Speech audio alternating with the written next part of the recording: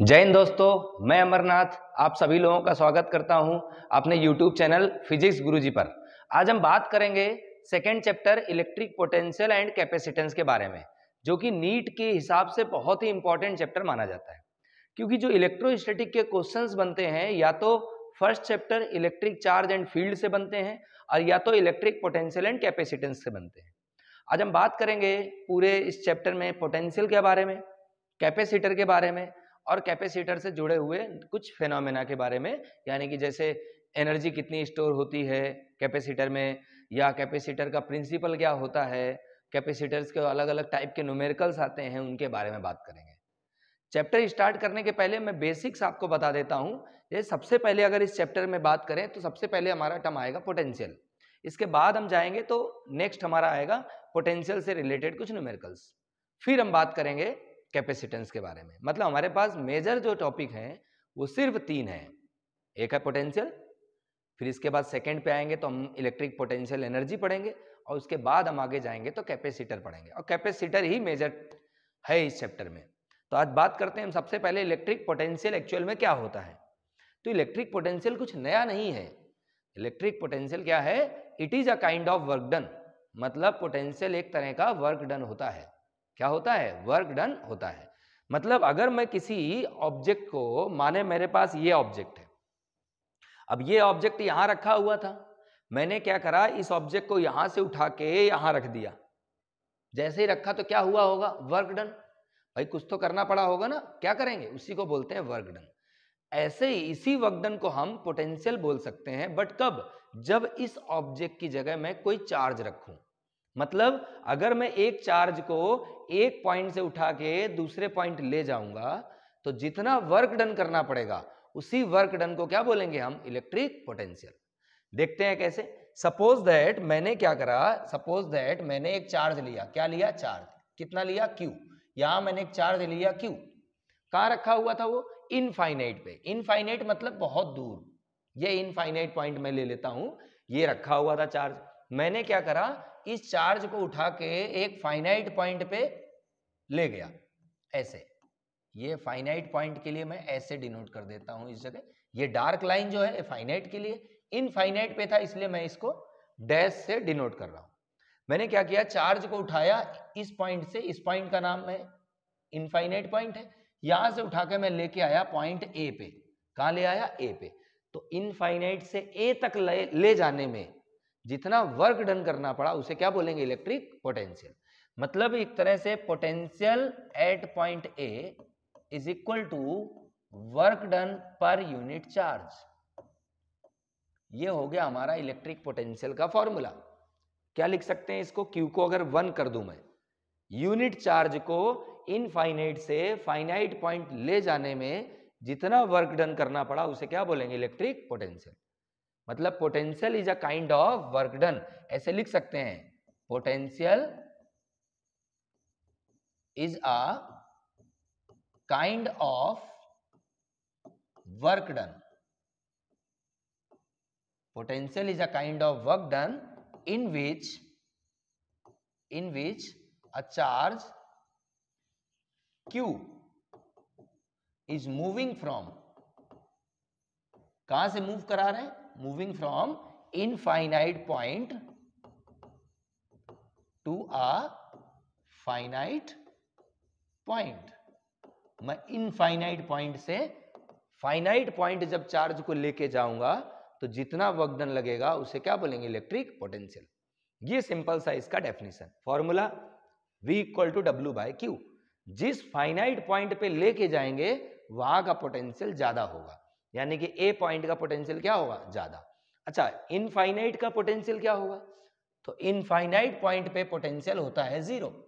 Sorry, ध्यान रखेंगे, infinite point का पोटेंशियल क्या होगा? 0। ये आपको ध्यान रखना है। तो ये हो गया हमारा इलेक्ट्रिक पोटेंशियल। अच्छा, यूनिट के बारे में बात करें तो यूनिट क्या आएगा? तो पोटेंशियल की बात कर रहे हैं, वर्क डन अपॉन चार्ज, और वर्क डन का यूनिट क्या होता है? जूल। और चार्ज का यूनिट क्या होता है? कूलम। यानी कि यूनिट क्या है? जूल पर कूलम। या इसको डायरेक्ट हम बोल सकते हैं वोल्ट। घर पे हमारे आता है पोटेंशियल डिफरेंस, 220 वोल्ट की सप्लाई आती है, तो जो 220 वोल्ट की सप्लाई आ रही है वो क्या है, इलेक्ट्रिक पोटेंशियल डिफरेंस, एक तरह का इलेक्ट्रिक पोटेंशियल ही है वो, बट वहां डिफरेंस की बात करेंगे क्योंकि वहां पे दो फाइनाइट पॉइंट होते हैं। ठीक है, तो ये हो गया यूनिट इसका। अच्छा, बात करें यहां पर स्केलर है कि वेक्टर, तो वर्क डन बोला मैंने, it is a kind of work done, ये तो एक तरह से वर्क डन है। तो वर्क डन क्या होता है, स्केलर क्वांटिटी, यानी कि potential is a scalar quantity. कैसी क्वांटिटी है, स्केलर क्वांटिटी। बात करते हैं नेक्स्ट पे हम इलेक्ट्रिक पोटेंशियल डिफरेंस के बारे में। डिफरेंस एक्चुअल में हमारे घर पे एग्जिस्ट करता है, घर पे जो आता है वो पोटेंशियल क्या है, वो है potential difference. Potential difference, potential difference में क्या होगा, दो फाइनाइट पॉइंट होंगे। भाई डिफरेंस का मतलब ही होता है दो पॉइंट, कहां पर, फाइनाइट डिस्टेंस पे। मैंने एक पॉइंट ले लिया यहां पर ए और एक पॉइंट ले लिया मैंने यहां पे बी, दो पॉइंट ले लिया अलग अलग, एक ए और एक बी। एक चार्ज लिया क्यू, कहां रखा था, ए पॉइंट पे, और इस चार्ज को ए से मुझे बी ले जाना है। कहां से, ए से बी ले जाना है। तो जब ए से बी ले जाना है तो बी क्या हुआ, फाइनल पोजीशन, बी क्या हुआ, फाइनल पोजीशन। अच्छा, मैंने बताया फाइनल पोजीशन का पोटेंशियल हमेशा क्या होगा, ज्यादा, क्या होगा, ज्यादा, यानी कि potential at final point minus potential at initial point. B का फाइनल का पोटेंशियल ज्यादा, जहां से लेके जा रहे थे वहां का पोटेंशियल कम, तो ए का पोटेंशियल कम। तो higher minus lower is equal to क्या आएगा, work done upon charge, same पहले जैसा। भाई पोटेंशियल तो हमारा होता है वर्क डन अपॉन चार्ज, यानी कि it is a kind of work done in which a charge is bringing from one finite point to another finite point is known as electric potential difference. Same formula, unit की बात करें same unit आएगी, क्या आएगी, joule पर coulomb. हम normally इसको volt लिखते हैं, क्या लिखते हैं, वोल्ट। जूल पर कूलम को क्या लिख सकते हैं, वोल्ट। तो ये हो गया हमारा electric potential difference. Point important जो है वो ये है, हायर पॉइंट यानी कि फाइनल पोजीशन का पोटेंशियल माइनस इनिशियल का potential equal to W by Q. जिस पॉइंट पे फाइनली लेके जाएंगे उसका पोटेंशियल ज्यादा होगा और जहां से लेके आए उसका पोटेंशियल कम होगा। तो ये हो गया हमारा पोटेंशियल डिफरेंस। डायमेंशंस के बारे में अगर बात करें तो मैं यहाँ डायमेंशंस भी सॉल्व कर सकता हूँ। पोटेंशियल का डायमेंशन निकालना था, पहले डायमेंशन रखे वर्क डन का, वर्क डन का डायमेंशन होता है ml square T minus 2 divide by charge का डायमेंशन होता है 80। तो अगर यहां से डायमेंशन सॉल्व करें तो क्या आता, m तो m रहेगा, l स्क्वायर रहेगा, t की पावर माइनस 2 है, यहाँ t की पावर प्लस 1 है, ये प्लस 1 ऊपर गया तो माइनस 1 हो गया, यानी कि t की पावर माइनस 1 और आ गया, तो कितना हो गया, t की पावर माइनस 3, और a की पावर प्लस 1 है, ऊपर गया तो a की पावर माइनस 1 भी हो गया। ये आ गया हमारा पोटेंशियल का डायमेंशनल फॉर्मूला। अच्छा, हमारे पास पोटेंशियल के बहुत अलग अलग तरीके के फॉर्मूले मिलेंगे। एक बेसिक फॉर्मूला मैं और बता देता हूं जिससे रिलेटेड क्वेश्चन नीट में पूछे जाते हैं या बहुत से कॉम्पिटिटिव एग्जाम में आते हैं। एक फॉर्मूला है इलेक्ट्रिक पोटेंशियल और इलेक्ट्रिक फील्ड में रिलेशन, और उसे लिखते हैं E equal to minus of dV by dx। क्या लिखते हैं, E equal to minus of dV by dx। इसे हम पोटेंशियल ग्रेडियंट के नाम से भी जानते हैं। क्या जानते हैं, पोटेंशियल ग्रेडियंट। ये ध्यान रखेंगे, इंपॉर्टेंट फॉर्मूला है पोटेंशियल ग्रेडियंट। तो पोटेंशियल ग्रेडियंट का फॉर्मूला क्या, E equal to minus of dV by dx। ये E इलेक्ट्रिक फील्ड है, V पोटेंशियल और dx यानी कि स्मॉल लेंथ है। अब बात करते हैं हम न्यूमेरिकल्स की, देखते हैं क्वेश्चंस प्रीवियस ईयर के। नीट 2020 क्वेश्चन आया क्या था, देखें तो क्वेश्चन जो लिखा हुआ है वो पढ़ते हैं। लिखा है in a certain region of space with volume 0.2 metre cube the electric potential is found to be 5 volt throughout. यानी कि 0.2 मीटर क्यूब वॉल्यूम में इतना वॉल्यूम है, मान लेता हूं ये है 0.2 मीटर क्यूब वॉल्यूम। ये पूरा वॉल्यूम जो है कितना है, 0.2 मीटर क्यूब, ये पूरा वॉल्यूम है। यहां पूरे में जो पोटेंशियल है वो कितना है, 5 वोल्ट ऐसा बताया है।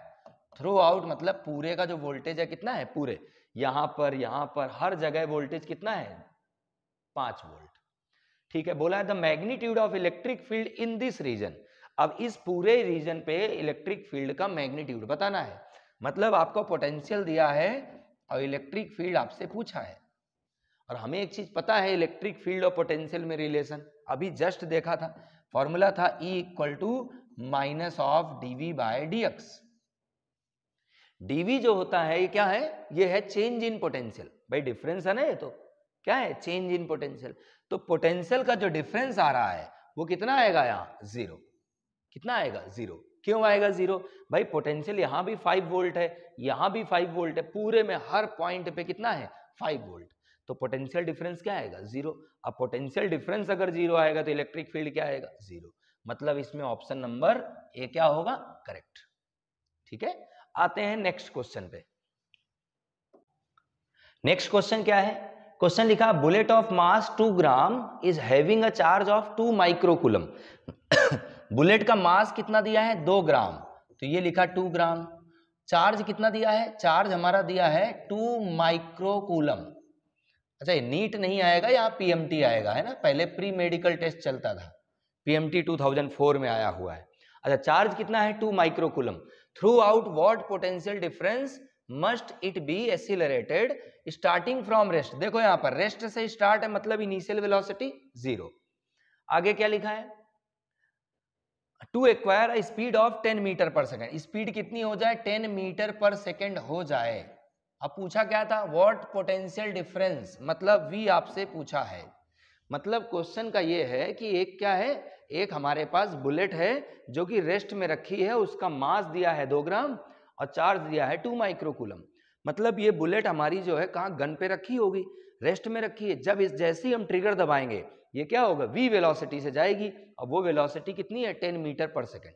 पूछा है कितना पोटेंशियल जनरेट करेगी। तो भाई पोटेंशियल क्या होता है, पोटेंशियल होता है एक तरह से वर्क डन।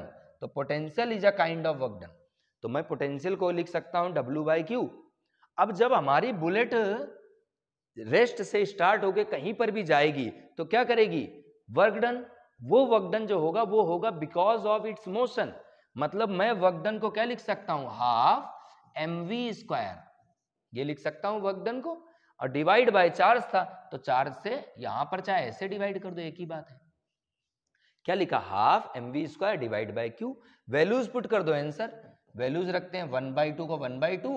मास, मास कितना है 2 ग्राम, ग्राम को केजी में कन्वर्ट करें 10 की पावर -3, ये आ गया मास। वेलोसिटी का स्क्वायर, वेलोसिटी कितना है 10 मीटर पर सेकेंड है, तो 10 का स्क्वायर करें कितना आएगा 100, डिवाइड बाय q।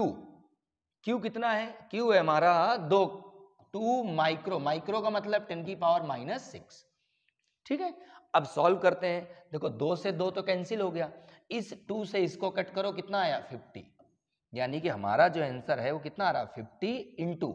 अब पावर देख लेते हैं, -6 से -3 कट हुआ, कितना बचा 10 की पावर -3।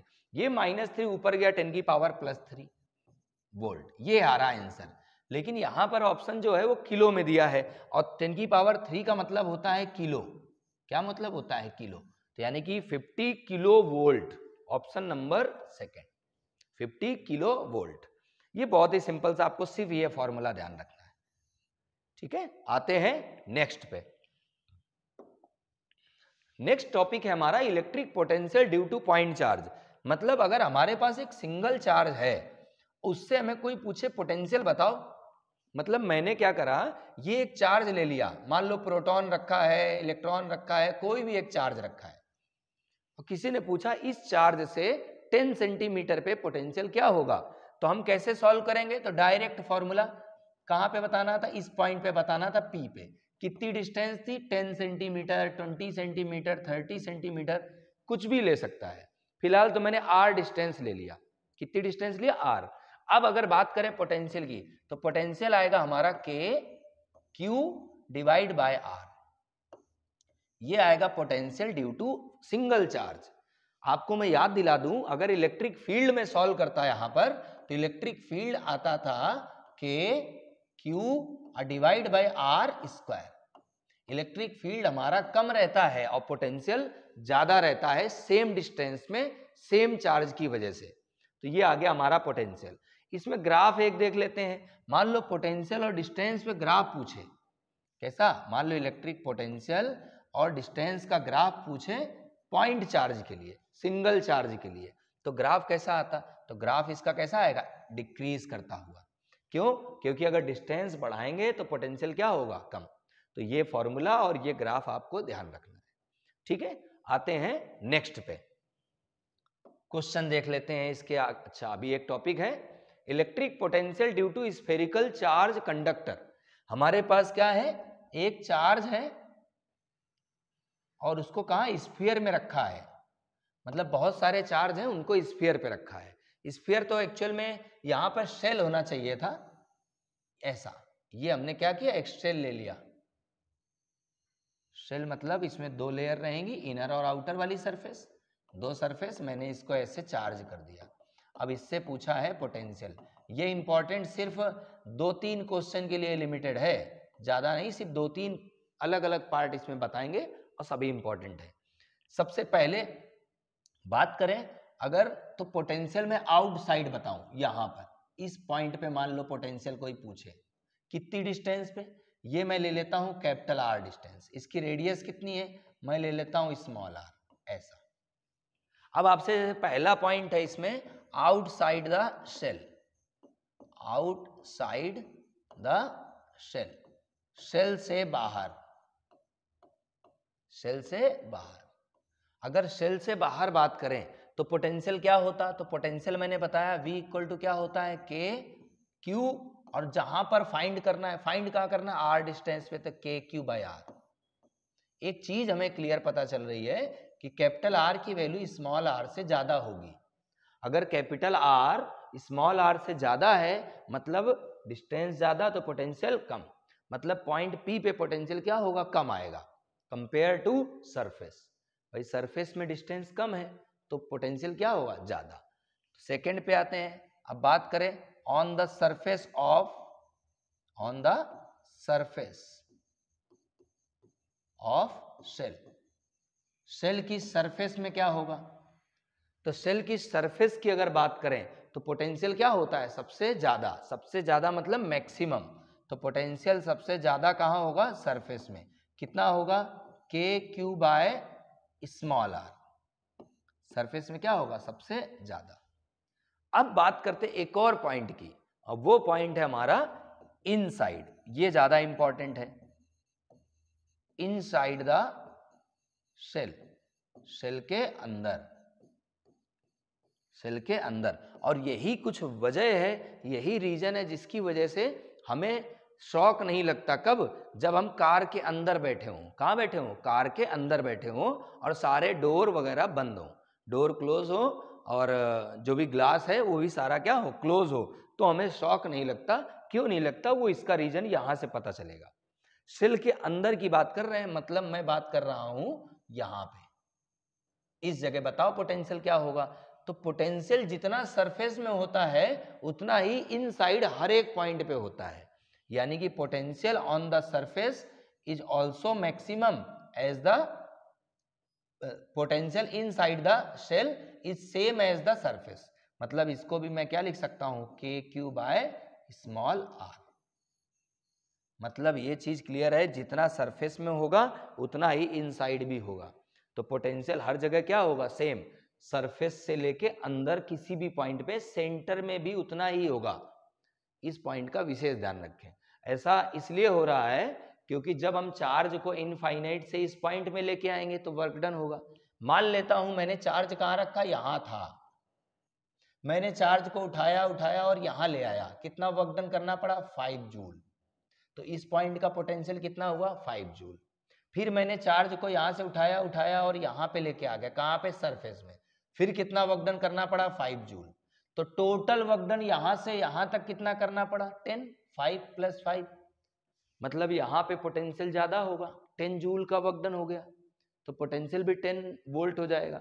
अच्छा, इसके बाद जब चार्ज को मैं सरफेस से उठा के अंदर लेके जाऊंगा किसी पॉइंट में भी, तो वर्क डन कितना पड़ेगा? 0। क्यों? क्योंकि सरफेस के अंदर चार्ज क्या है? 0। चार्ज अंदर है ही नहीं।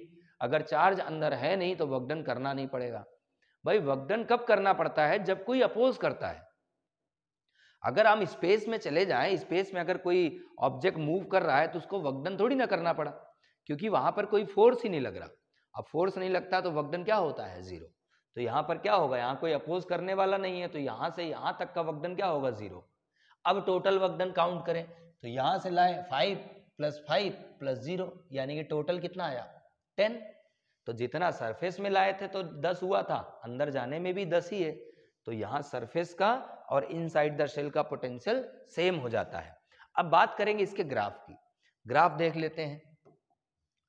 यहां पर क्या करा, सबसे पहले मैं शेल बना लेता हूं ऐसा, दिस इज अ शेल। ये इंपॉर्टेंट इसलिए है क्योंकि इससे क्वेश्चन घुमा के पूछा जाता है इलेक्ट्रिक फील्ड की वजह से। इलेक्ट्रिक फील्ड में भी आपने शेल के बारे में पढ़ा है, कंफ्यूजन आता है भाई। इलेक्ट्रिक फील्ड अगर बात करें तो शेल के अंदर जीरो होता है, बट पोटेंशियल जीरो नहीं होता है। चलो इसको मैं कैपिटल आर लिख देता हूं ऐसा। अब यहां पर पोटेंशियल कितना है? सेंटर पे एग्जिस्ट करेगा।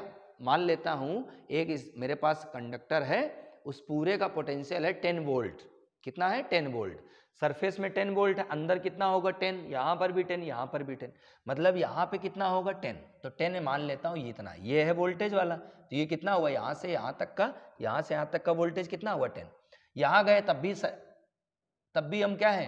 अंदर ही है शेल के, तब भी वोल्टेज 10, यहां पर भी 10, यहां पर भी 10, यहां पर भी 10, यहां पर भी 10, मतलब सरफेस तक तो वोल्टेज एक जैसा जाएगा भाई साहब, ये मान के चलो। सरफेस तक तो वोल्टेज एक जैसा गया। अच्छा, जैसे ही हम सरफेस से बाहर गए, सरफेस से क्या है? बाहर गए, पोटेंशियल क्या हुआ? कम हुआ। पोटेंशियल कम हुआ मतलब डिक्रीज करेगा ऐसा। ये हमारा ग्राफ है इस टाइप से, ठीक है। इलेक्ट्रिक फील्ड की अगर बात करते तो ये लाइन नहीं आती। कौन सी? ये वाली लाइन नहीं आती। इलेक्ट्रिक फील्ड वर्सेस डिस्टेंस में ये लाइन नहीं आती है, वहां ग्राफ कुछ ऐसा बन जाता है। आपको मैं रिकॉल कर देता हूं, ये हो गया इलेक्ट्रिक फील्ड, ये हो गया डिस्टेंस, ग्राफ हमारा ऐसा बन जाता है, ठीक है। आते हैं नेक्स्ट टॉपिक में। नेक्स्ट टॉपिक हमारा है electric potential due to dipole.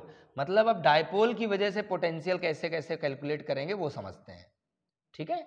तो सबसे पहला, डायपोल की वजह से पोटेंशियल कहां कहां फाइंड कर सकते हैं? सबसे पहले डायपोल की एक्सिस में पोटेंशियल बताया जा सकता है, डायपोल से परपेंडिकुलर पोटेंशियल बताया जा सकता है, और डायपोल से किसी जनरल पोजीशन यानी कि 0 डिग्री और 90 डिग्री छोड़ के किसी भी एंगल पे पोटेंशियल कैलकुलेट किया जा सकता है।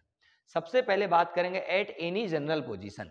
एनी जनरल पोजीशन मतलब मान लेता हूं मैं डायपोल ऐसे रखा है, ये क्या है? डायपोल है, ये डायपोल ले लेते हैं।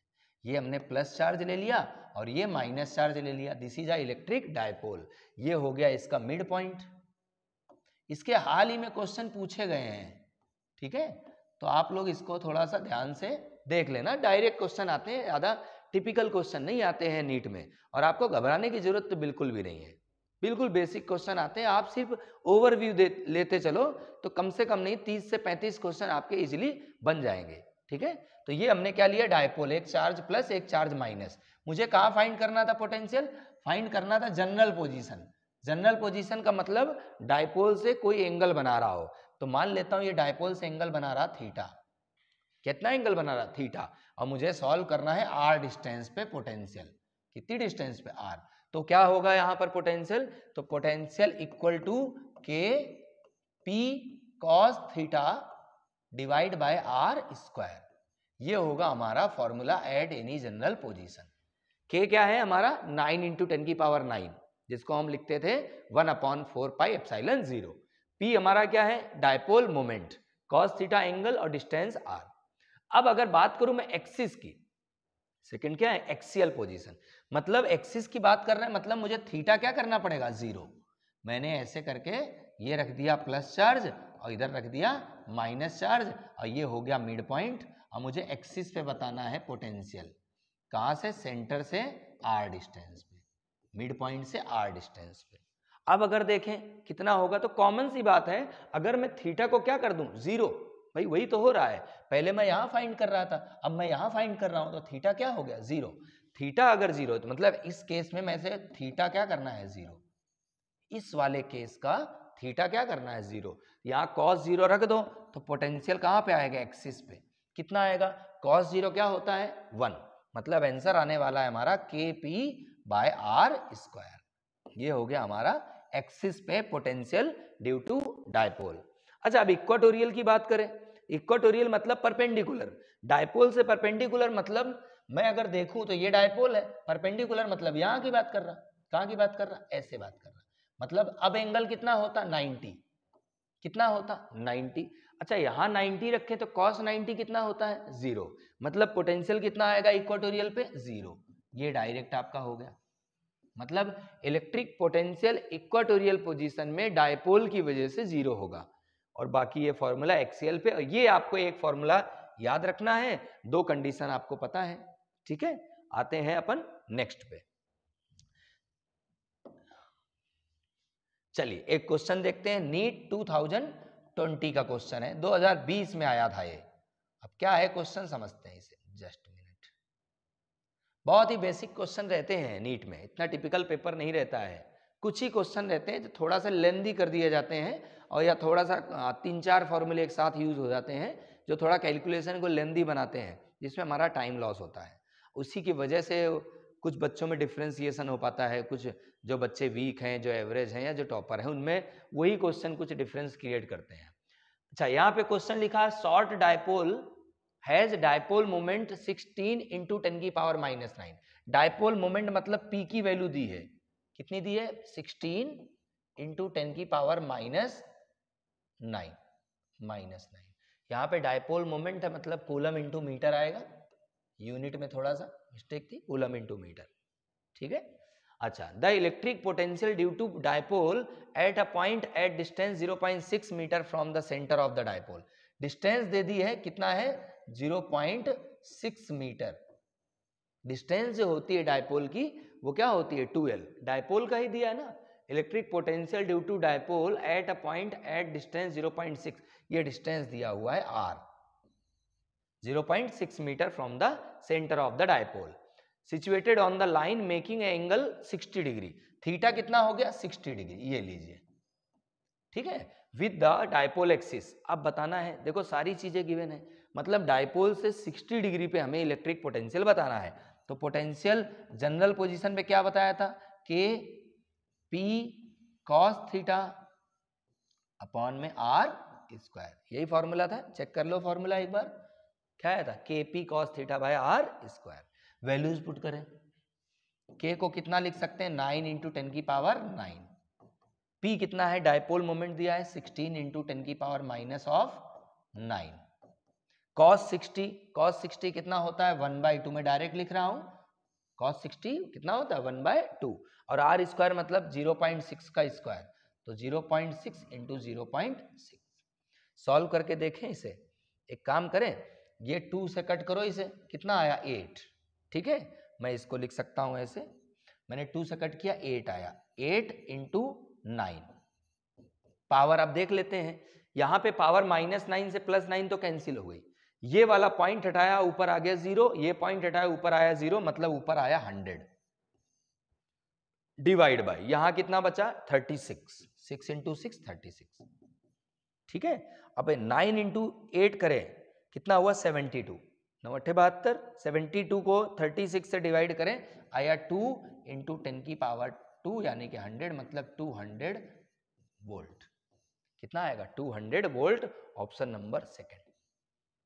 कैलकुलेशन देख लेना, बहुत ही सिंपल साधारण से मैंने कैलकुलेशन बताई है, आप बिल्कुल सिंपल से आराम से सॉल्व करना है, ऐसा नहीं है कि कैलकुलेशन में उलझ जाओ, सीधा सीधा सा।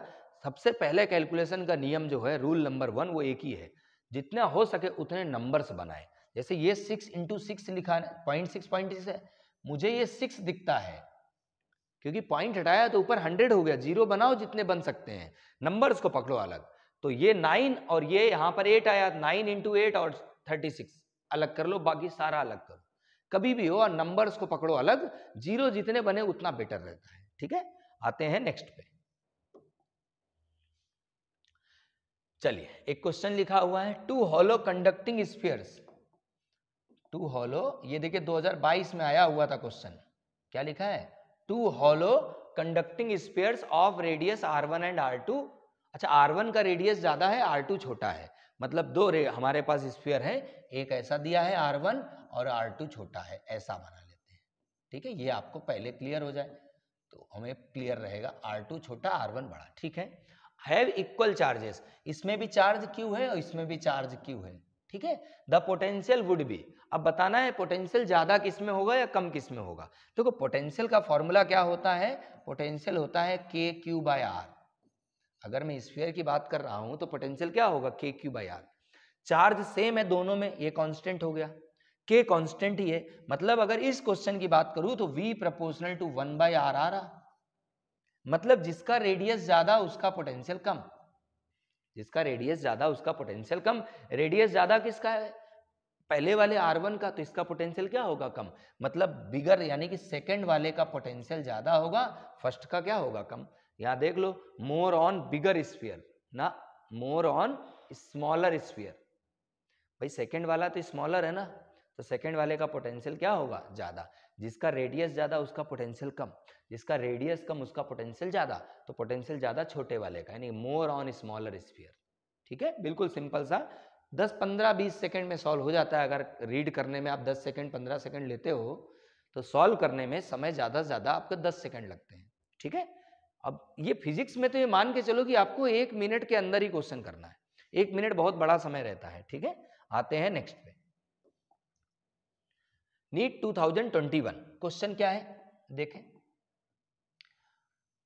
अब यहां पे ड्रॉप्स का क्वेश्चन है, जस्ट मिनट है ना, ड्रॉप्स क्या लिखा है, 27 drops of same size are charged at 220 volt each. अच्छा, ये 27 ड्रॉप्स दी हुई है, नंबर ऑफ ड्रॉप लिख लेते हैं, कितनी है, 27। ठीक है, they combine to form a bigger drop, इन सबको मिला के, अच्छा वोल्टेज दे रखा है इनका, एक का वोल्टेज है 220 वोल्ट। ये ऐसे छोटी छोटी दी होंगी, ऐसे छोटी छोटी कितनी है, 27 ड्रॉप्स दी है ना, ऐसे करके आप बना लेना, समझने के लिए मैं बना रहा हूं, है ना, ये छोटी छोटी बना ली 27। इनको, इनका एक का वोल्टेज 220 है, कितना है, 220। फिर बोला they are combined to form a bigger drop, calculate the potential of bigger drop. इन सबको मिला के एक बड़ी ड्रॉप बना दी, क्या बना दी, बड़ी ड्रॉप। अब बड़ी ड्रॉप का पोटेंशियल पूछा है, तो देखो इसके लिए डायरेक्ट फॉर्मूला बता देता हूं मैं, potential on bigger drop equal to n की power 2/3 into small v। Small v मतलब potential at a smaller drop, छोटी वाली ड्रॉप पे पोटेंशियल। ये फॉर्मूला आपको ध्यान रखना है, मैं 2-3 और फॉर्मूले आपको बताऊंगा। इसके अलावा मान लो पोटेंशियल नहीं पूछा, कैपेसिटेंस पूछ लिया, तब क्या होता है ना।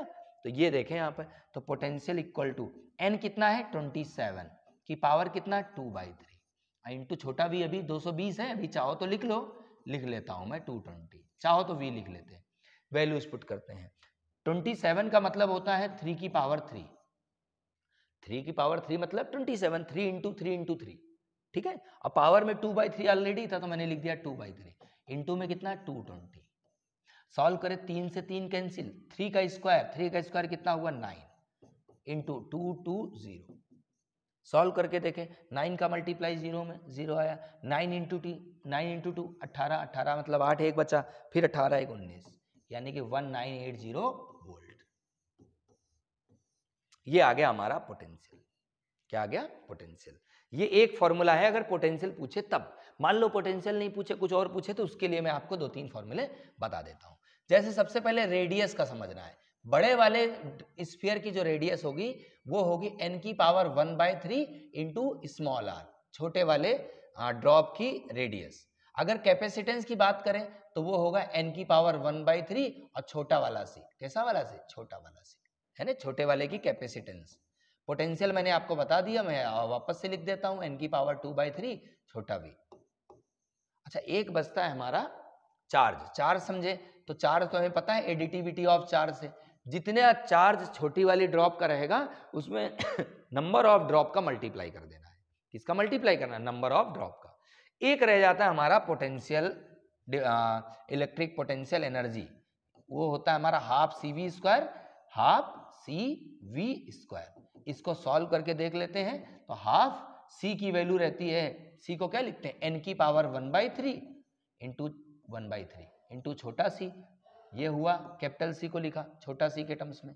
और v को लिख सकते हैं हम n की पावर 2/3, तो v n की पावर 2/3 इंटू छोटा v का स्क्वायर, ऐसे लिख सकते हैं। अब इसको अगर सॉल्व करें तो हाफ को अलग कर लो, छोटे वाले c को अलग कर लो, छोटे v को अलग कर लो, इनको अलग करो। अब n वाला जो टर्म्स है उसको अलग करें, n की पावर 1/3 यहाँ आया और n की पावर 2 इंटू 2 कितना हुआ, n की पावर 4/3, बराबर है। यानी कि हमारे अगर एलसीएम लें तो 1/3 और 4/3 ऐड कर लो, कितना आता है, यहाँ 3 एलसीएम लिया और 1 + 4 कितना है 5, 5/3। यानी कि मैं डायरेक्ट लिख सकता हूं इसे ऐसे, टोटल एनर्जी इक्वल टू, इसको लिख सकते हैं n की पावर 5/3 इंटू स्मॉल u, ये आएगा total stored energy.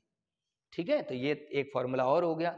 Total energy stored अगर पूछे, टोटल पोटेंशियल एनर्जी पूछे बिगर ड्रॉप पे, तो वो होगा स्मॉलर ड्रॉप का पोटेंशियल एनर्जी इंटू n की पावर 5/3। ठीक है, आते हैं नेक्स्ट टॉपिक पे। हाँ, एक और देखते हैं, यहां पर क्वेश्चन क्या लिखा हुआ है, ये कब आया है, 21 पे आया हुआ है, 21 पे आया हुआ है। अच्छा, ये भी कुछ वैसा ही है पिछले वाले जैसा, पिछले के पिछले वाले जैसा लिखा है। 2 charge spherical conductors of radius r1 and r2 are connected by wire. 2 sphere हैं, जिस एक का रेडियस है r1, दूसरे का r2। मतलब कुछ ऐसा है, इसका रेडियस मैं एक का ले लेता हूं r1 और एक का रेडियस ले लेता हूं r2, एक का छोटा बना लेता हूं, कोई भी हो सकता है, ऐसा नहीं है कि पहले वाला ही बड़ा रहेगा और सेकंड वाला छोटा रहेगा, कुछ भी बना सकते हो। कनेक्ट कर दिया, ठीक है।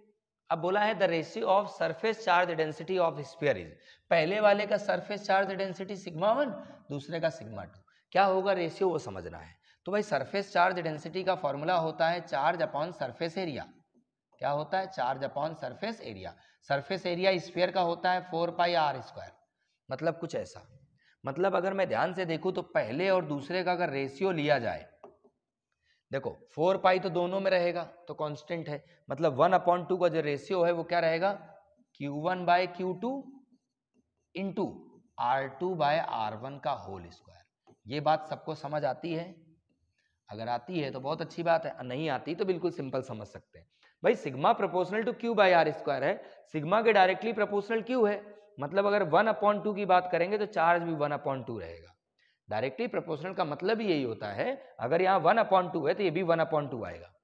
अच्छा, रेडियस से रिलेशन कैसा, इनवर्सली है, इनवर्सली का मतलब उल्टा, अगर ये 1/2 है तो ये 2/1 आएगा। अच्छा, स्क्वायर लगा था, इसको स्क्वायर लगा दिया। फाइनली हो क्या रहा है, यहाँ पे 2 वेरिएबल है, चार्ज भी है और रेडियस भी है, तो या तो चार्ज को रेडियस में कन्वर्ट करो या रेडियस को चार्ज में। फिलहाल तो क्वेश्चन में आंसर रेडियस के फॉर्म पे दिया है, मतलब हमें चार्ज को रेडियस में कन्वर्ट करना पड़ेगा। कैसे करें, जैसे ही दोनों को हम किसी वायर की हेल्प से ऐड करेंगे, सेम क्या होगा, पोटेंशियल। पहला पॉइंट, मतलब जब दो बॉडी अगर ले लें और दोनों बॉडी को किसी वायर की हेल्प से हम क्या कर दें, कनेक्ट कर दें, तो दोनों बॉडी में एक ही चीज सेम होती है, वो होता है उनका पोटेंशियल। क्या होता है, पोटेंशियल सेम हो जाता है। पोटेंशियल अगर सेम मतलब V1 और V2 सेम, इसका पोटेंशियल क्या होगा, Q1/R, R1 लिख लो। इसका पोटेंशियल क्या होगा, Q/R2 लिख लो। K से K कैंसिल, हमें लाना क्या था, सिर्फ Q1/Q2 लाना था, तो Q1/Q2 ले आए, तो ये लिखे हमने Q1/Q2। जैसे Q1/Q2 लाए, आंसर क्या है, R1/R2। Q1/Q2 क्या है, R1/R2, मतलब Q1/Q2 की जगह मैं R1/R2 लिख सकता हूँ। यहाँ रख दें, वैल्यू जैसे रखेंगे आंसर आएगा σ1/σ2 इक्वल टू, इसकी जगह लिख दिया मैंने R1/R2, और ये हमारा था R2² यही था। R2 से एक R2, R1 से एक R1 कैंसिल, यानी कि यहाँ बचा एक R2 और यहाँ बचा एक R1, तो आंसर क्या आया, R2/R1। चेक कर ले, आंसर नंबर सेकंड, R2/R1। बहुत ही सिंपल सा है कॉन्सेप्ट। एक और याद हो गया अपने को, दो बॉडी अगर कनेक्ट करी जाती हैं, चार्ज बॉडी अगर कनेक्ट करते हैं तो दोनों बॉडी में पोटेंशियल सेम हो जाता है। ठीक है, आते हैं नेक्स्ट क्वेश्चन पे।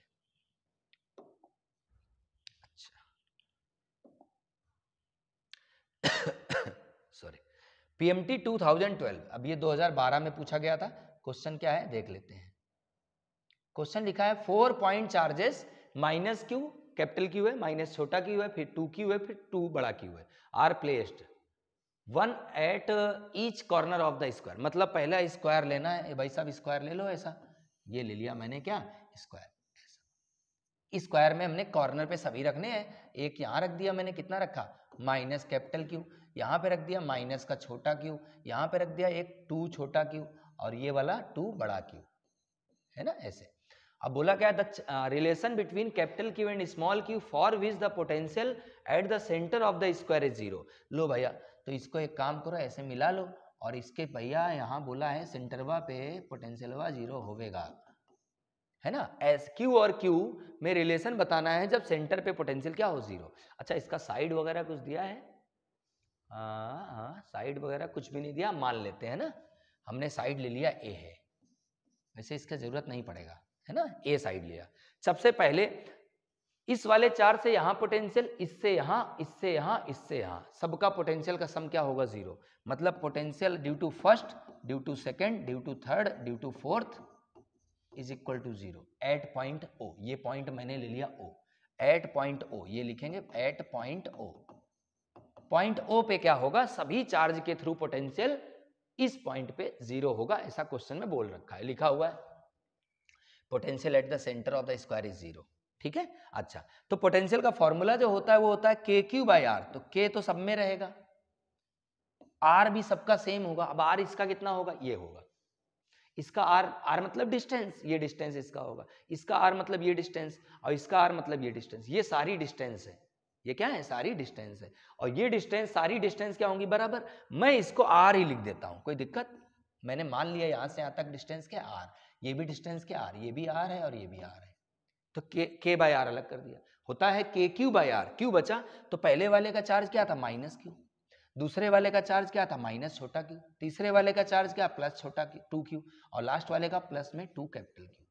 ये पूरा इक्वल किसके, 0। अब अगर ध्यान से देखो तो आर और के को 0 में बेच दिया, यहां देखें तो 2 क्यू में ये क्यू गया तो क्या बचा, प्लस का क्यू, और ये छोटा 2 क्यू में माइनस क्यू गया, कितना बचा, प्लस का छोटा क्यू, इक्वल टू 0। मतलब भाई साहब कैपिटल क्यू को हम स्मॉल क्यू लिख सकते हैं माइनस में इस क्वेश्चन पे। तो capital Q equal to minus छोटा Q, that is the result. ये आया हमारा आंसर। ठीक है, बिल्कुल सिंपल सा हमें फॉर्मूला यूज करा, आपको ये ध्यान रखना है। ठीक है, आते हैं नेक्स्ट पे। अच्छा,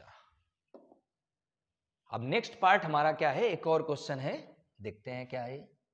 क्वेश्चन लिखा, hollow metallic sphere of radius 10 centimetre. Hollow metallic sphere है जिसका रेडियस कितना है, 10 है। ये charge such that potential of the surface is 80 volt. देखो पहले ही हमने स्फीयर ले लिया, इसका रेडियस दे रखा है, कितना दे रखा है, 10 सेंटीमीटर इसका रेडियस है, और इसका वोल्टेज कितना पता है, 80 वोल्ट है। इसका सरफेस में वोल्टेज कितना, 80 वोल्ट।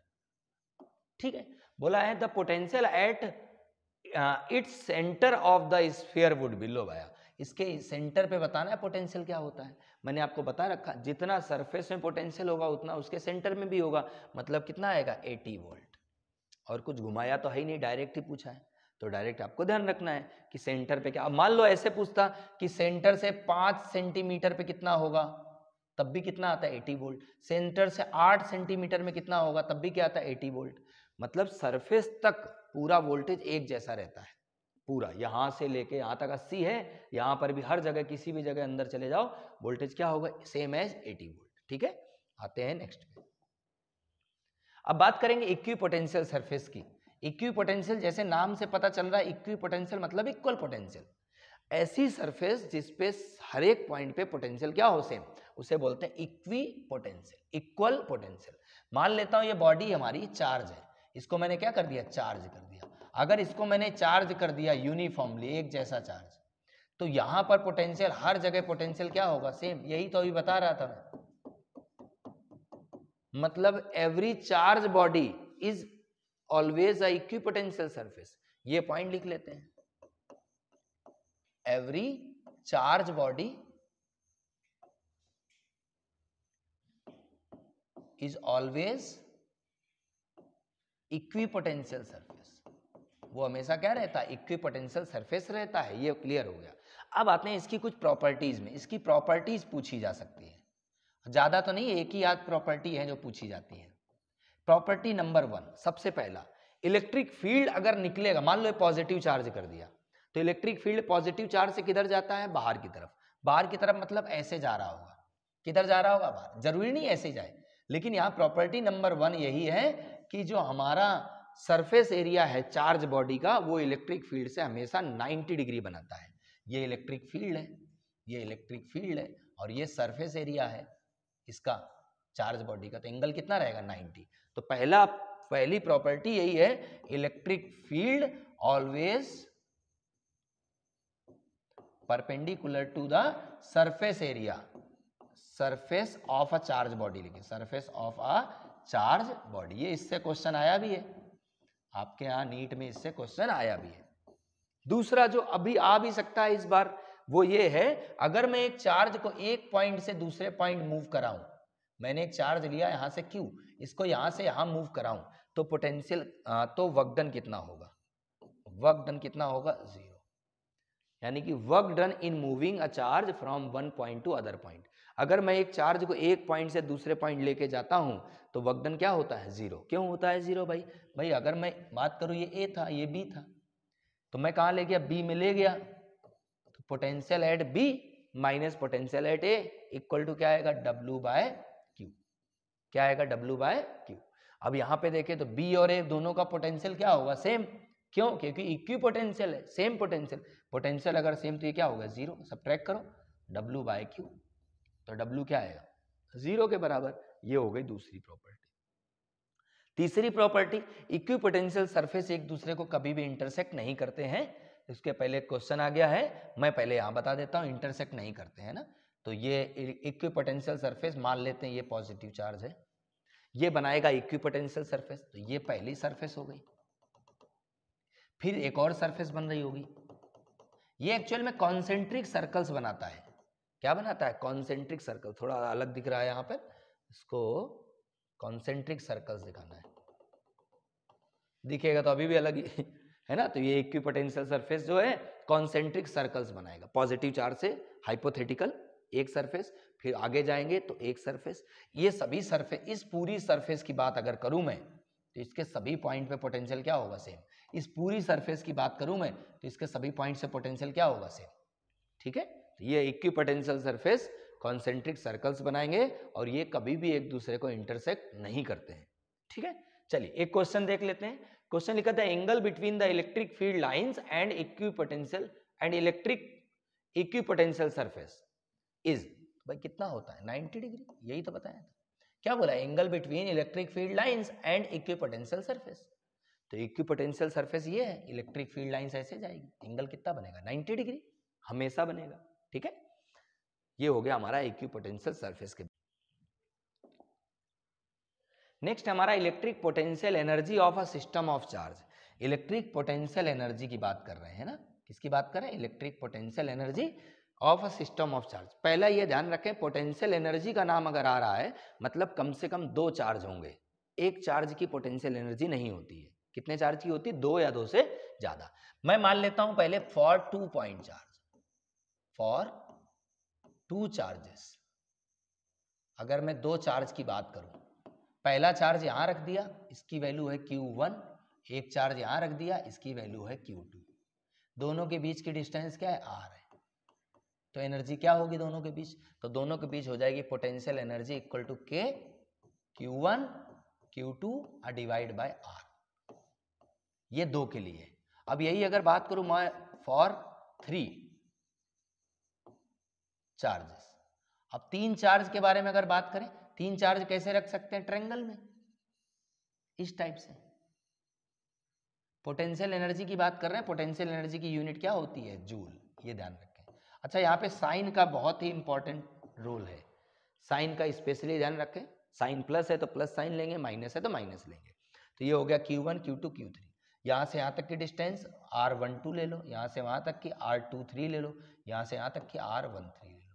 अब अगर बात करें टोटल एनर्जी, तो इन दोनों के बीच एनर्जी होगी, इन दोनों के बीच एनर्जी होगी, इन दोनों के बीच एनर्जी होगी, मतलब टोटल एनर्जी जो होगी क्या होगी, K तीनों में आएगा, Q1 Q2, पहले क्या लिखा Q1 Q2 और डिस्टेंस R12, फिर Q2 Q3 divide by R23, फिर Q3 Q1 divide by R13 R31, कुछ भी लिखो।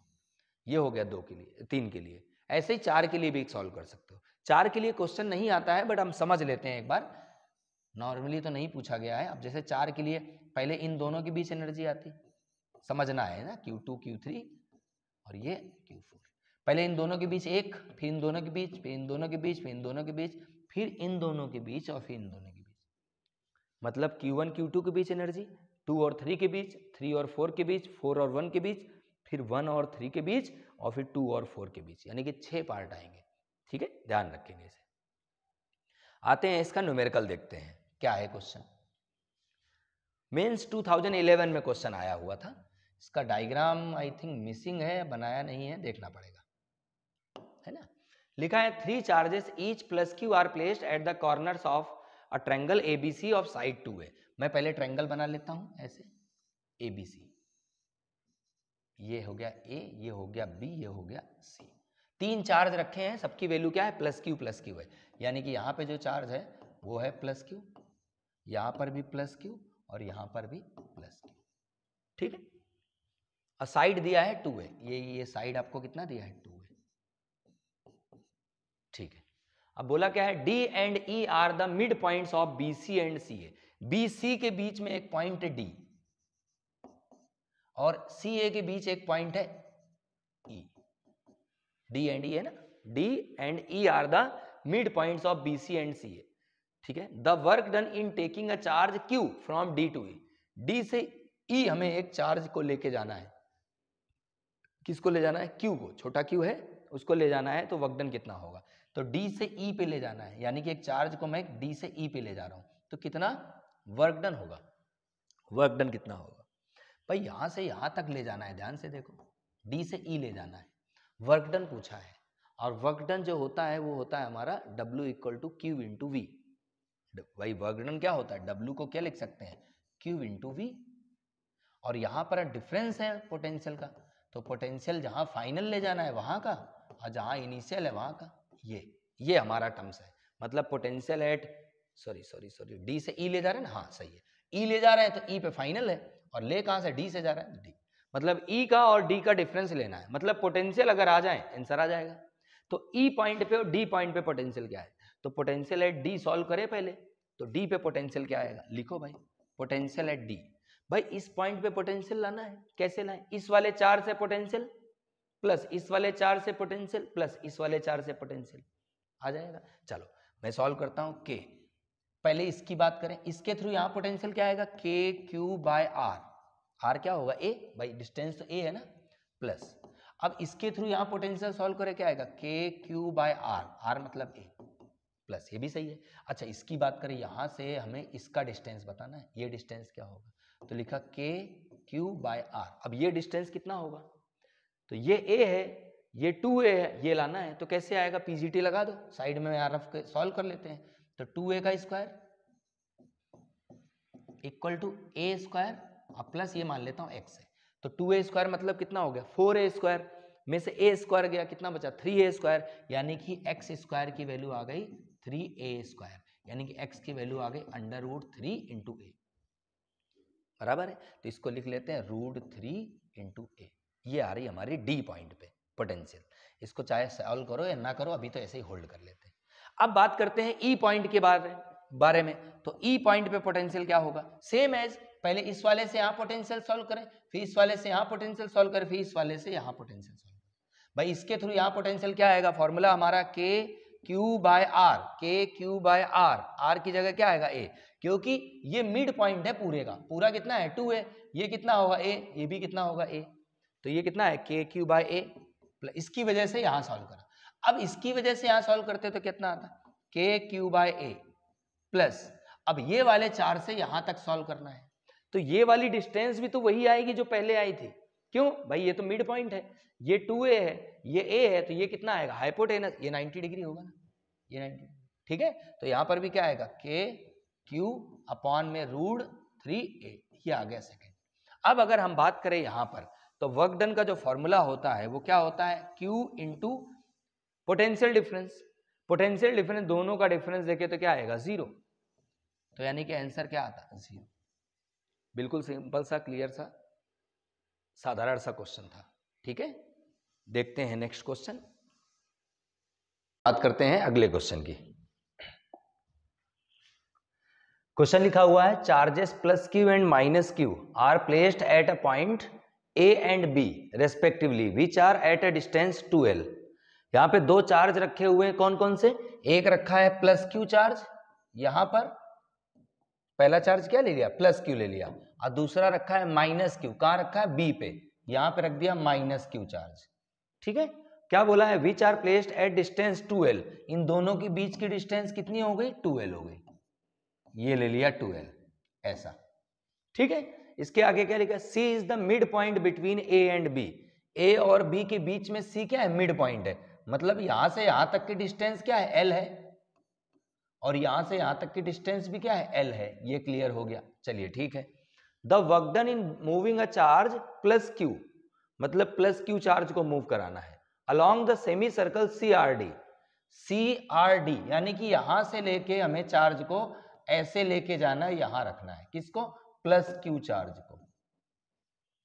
प्लस क्यू चार्ज कहां से उठाना? सी से लेके जाना है, रखना है डी पे, तो कितना वर्क डन लगेगा? देखो वर्क डन का फॉर्मूला तो मैंने आपको पहले ही क्लियर कर रखा। वर्क डन का फॉर्मूला होता है potential difference final position minus initial position into charge. भाई डब्ल्यू क्या होता है? पोटेंशियल डिफरेंस इनटू क्यू, जो भी चार्ज है, हमने चार्ज क्या लिया? क्यू को मूव कराना है। तो एक काम करें, पॉइंट डी का पोटेंशियल पता कर लें, पॉइंट सी का कर लें, वैल्यू रख दें आंसर। पॉइंट पहले हम डी का पता करें, what is the potential at point D, तो डी पॉइंट का पोटेंशियल क्या होगा? डी कहां पर है? यहां पर। पहले प्लस क्यू से यहां पोटेंशियल फाइंड करेंगे, फिर माइनस क्यू से यहां पोटेंशियल फाइंड करेंगे। देखते हैं क्या है। तो पहले प्लस क्यू से अगर यहां पोटेंशियल फाइंड करें तो क्या आता? तो आता फॉर्मूला के क्यू अपॉन आर। के क्यू तो ये है, यहां से यहां तक की डिस्टेंस क्या है? ये 2l, ये भी l है, ये भी कितनी है? l है, क्योंकि रेडियस क्या होगा? सेम।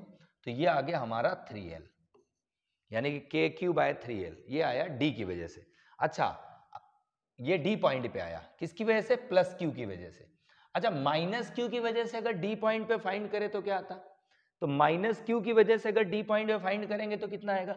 माइनस इसकी वजह से यहां पे क्या आता? के क्यू अपॉन यहां से यहां तक की डिस्टेंस कितनी है? l, यानी कि ये हमारा आया आंसर वी डी पॉइंट पे। ऐसे ही हम सी पॉइंट पे फाइंड करें, potential at C equal to, C point पे फाइंड करना कैसे करें? पहले इस प्लस क्यू से यहां फाइंड करें, तो क्या आता? के क्यू अपॉन यहां से यहां तक की डिस्टेंस कितनी है? l। माइनस क्यू से यहां फाइंड करें तो कितना आता? आता हमारा माइनस ऑफ के क्यू अपॉन यहां से यहां तक की डिस्टेंस क्या आती? l। ठीक है, यहां पर अगर देखें तो ये पोटेंशियल डिफरेंस तो जीरो आ गया, मतलब पोटेंशियल सी पॉइंट पे क्या आएगा? जीरो, और डी पॉइंट पे पोटेंशियल कितना आएगा? ये वैल्यू रख के देखें तो W क्या आता? W equal to potential at D क्या है? के क्यू, कॉमन कर लेते हैं, इसमें आ गया 1/3l माइनस 1/l, ये डी पॉइंट का पोटेंशियल है। सी पॉइंट का पोटेंशियल जीरो आया है, तो सी को लिखने की जरूरत नहीं है, कैपिटल क्यू का मल्टीप्लाई। ठीक है, अब इसके आगे सॉल्व कर लेते हैं, तो ये हो गया के कैपिटल क्यू स्मॉल क्यू, इनको सॉल्व करें, एलसीएम कितना आया? 3l, क्रॉस मल्टीप्लाई करेंगे, एक ऐसे गया, ये ऐसे गया, या तो आप चाहो तो 3l स्क्वायर नीचे एक साथ लिख लो, या तो 3l, मैंने 3l नीचे लिखा, कितना बचेगा? 1 माइनस l से डिवाइड किया, कितना आया? 3, यानी कि हमारा जो आंसर आएगा माइनस में आएगा, कितना आया? Minus 2k capital Q small Q divide by 3l, that is the answer. ठीक है,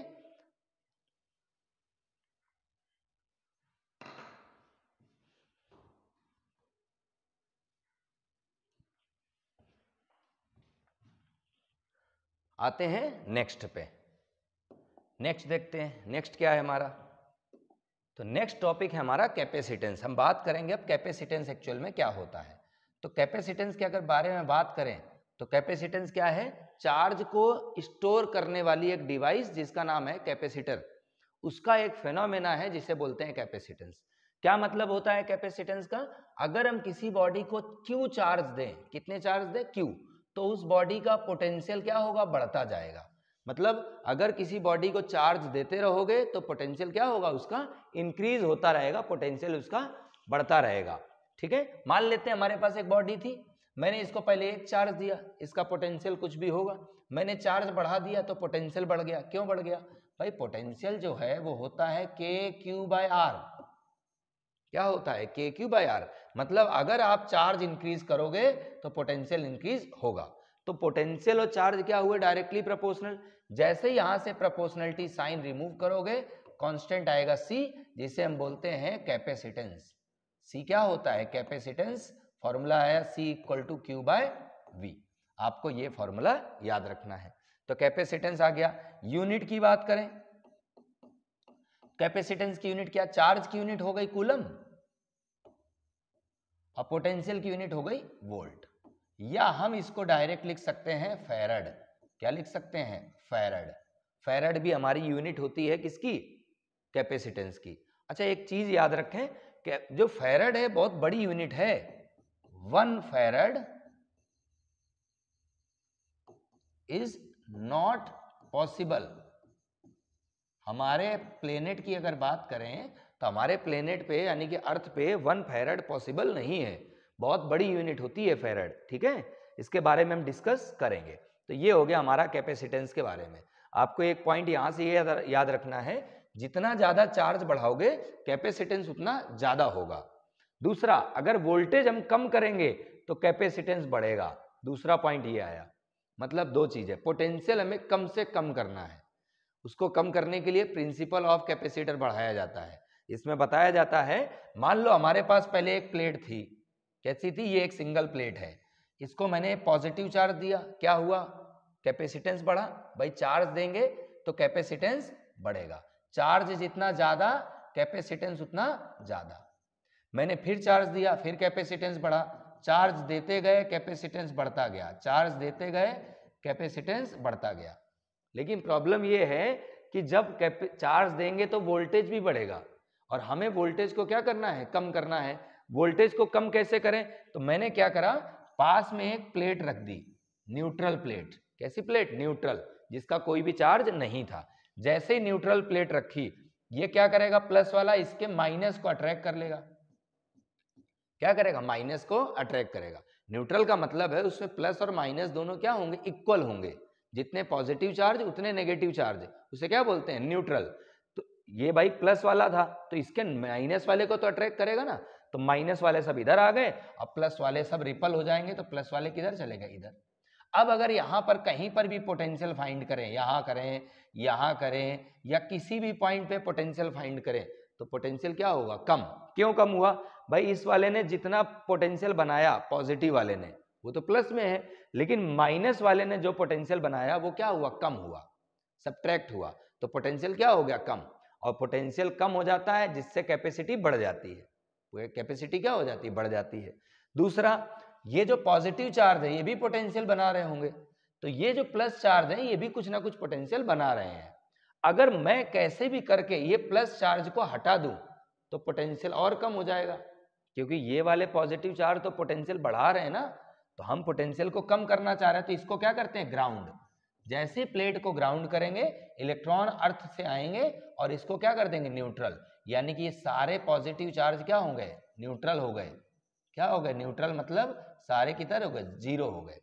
मतलब ये सारे प्लस चार्ज हट गए, अब सिर्फ ये वाले माइनस, ये वाले प्लस बचे। तो अब पोटेंशियल तो कम हो गया भाई, ये वाले चार्ज जो पोटेंशियल बना रहे थे वो भी खत्म हो गया, तो यहां से पोटेंशियल और कम हुआ। पोटेंशियल जितना कम, कैपेसिटेंस उतना ज्यादा। तो आपने पैरेलल प्लेट कैपेसिटर का डायग्राम देखा होगा, इस टाइप से बनता है। ठीक है, चलिए बात करते हैं इसके आगे। जैसे कैपेसिटेंस बताना है हमें, किसका बताना है, capacitance of an isolated spherical charge conductor. हमारे पास एक कंडक्टर है, स्फेरिकल है और चार्ज है, इसको मैंने क्या कर दिया, चार्ज कर दिया। कितना चार्ज दे दिया, Q चार्ज दे दिया, और इसका रेडियस कितना ले लेते हैं, कैपिटल R।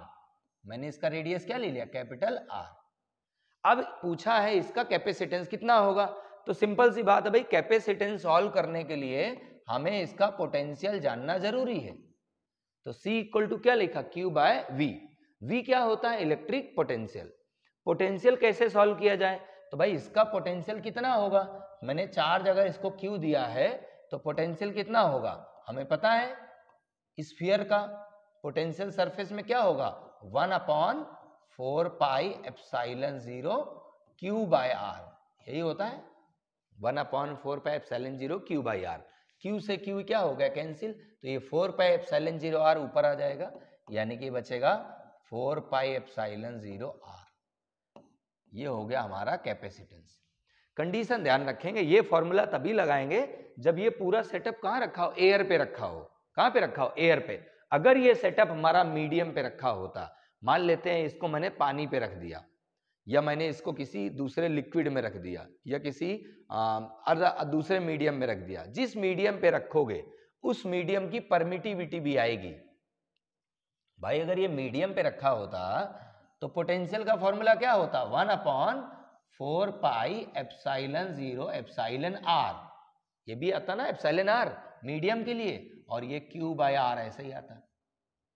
मतलब ये फॉर्मूला हम यहां रखते तो एप्सिलॉन आर साथ में आता, एप्सिलॉन आर अगर साथ में आता तो ऊपर जाता भी साथ में, तो हमारे पास मीडियम में जो फॉर्मूला आता वो आता 4 pi epsilon 0 epsilon r into capital r, ये आता। मतलब मैं ऐसे लिख सकता था capacitance in medium equal to epsilon r into capacitance in air. ये सभी को समझ आ गया होगा। एयर मतलब ये इसकी बात कर रहा है, जब एयर पे रखा हो, एयर मतलब जब वैक्यूम हो, कोई मीडियम ना हो, उस समय जो कैपेसिटेंस आएगा उसे C0 लिखेंगे। C0 का मतलब ये वाला 4 पाई एप्सिलॉन 0 आर। तो ये याद रखना है, जब कभी भी डाई इलेक्ट्रिक मीडियम की वैल्यू बढ़ाई जाती है, या जब कभी भी रिलेटिव परमिटिविटी बढ़ाया जाता है, तो कैपेसिटेंस हमेशा बढ़ता है। Whenever the dielectric constant increases, then capacitance also increases। इसको एप्सिलॉन आर को K से भी डिनोट करते हैं, तो C proportional to dielectric constant भी बोलते हैं, ये ध्यान रखेंगे। ठीक है, इससे क्वेश्चन पूछे जाते हैं। अच्छा, अब बात करते हैं, स्फीयर की बात कर रहे थे तो इसकी कैपेसिटी साइड में हम ऐसे ही जान लेते हैं। अगर अर्थ की रेडियस हमें पता हो तो हम कैपेसिटी बता सकते हैं। भाई अर्थ की रेडियस तो सबको पता है, कितनी होती है यहाँ पे अर्थ की रेडियस 6.4 इंटू 10 की पावर 6 मीटर। तो अगर यहाँ पे हम इसकी वैल्यू रख दें, इसकी वैल्यू कितनी होती है 1/9 इंटू 10 की पावर 9। भाई ये तो 4 पाई एप्सिलॉन 0 है ना, 1/4 पाई एप्सिलॉन 0 9 इंटू 10 की पावर 9 होता है, तो 4 पाई एप्सिलॉन 0 क्या होगा 1/9 इंटू 10 की पावर 9। सॉल्व करते तो कैपेसिटेंस आता अर्थ का कितना आता, वो आता 711 माइक्रो फैराड। माइक्रो मतलब 10 की पावर -6। ये आप सॉल्व कर लेना, ठीक है। तो कैपेसिटेंस हमारा हो गया 711 माइक्रो फैराड। इस फॉर्मूले की हेल्प से आप रेडियस भी सॉल्व कर सकते हैं और कैपेसिटेंस भी सॉल्व कर सकते हैं, ठीक है, जब स्फेरिकल कंडक्टर आपको गिवन हो। ठीक है, आते हैं नेक्स्ट पे, capacitance of a parallel plate capacitor. अब हम बात करेंगे पैरेलल प्लेट कैपेसिटर की, मतलब ऐसा कैपेसिटर जिसमें दो प्लेट्स हों और दोनों कैसी होंगी पैरेलल। तो मैंने ये पहली प्लेट ले ली, इसको मैं पॉजिटिव चार्ज कर देता हूं, और एक और प्लेट ले लेते हैं, ये अपोजिट चार्ज रहेगा माइनस।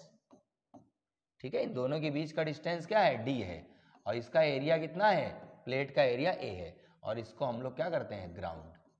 ऐसा ये हो गया हमारा एक सिंपल सा सेटअप, इसे बोलते हैं पैरेलल प्लेट कैपेसिटर। तो इसका कैपेसिटेंस क्या होगा, तो कैपेसिटेंस का फॉर्मूला होता है जब इन दोनों के बीच में एयर फिल हो। क्या फिल हो, एयर। तो मैं 0 लगा देता हूं एयर के लिए, तो फॉर्मूला होगा epsilon 0 a divide by d।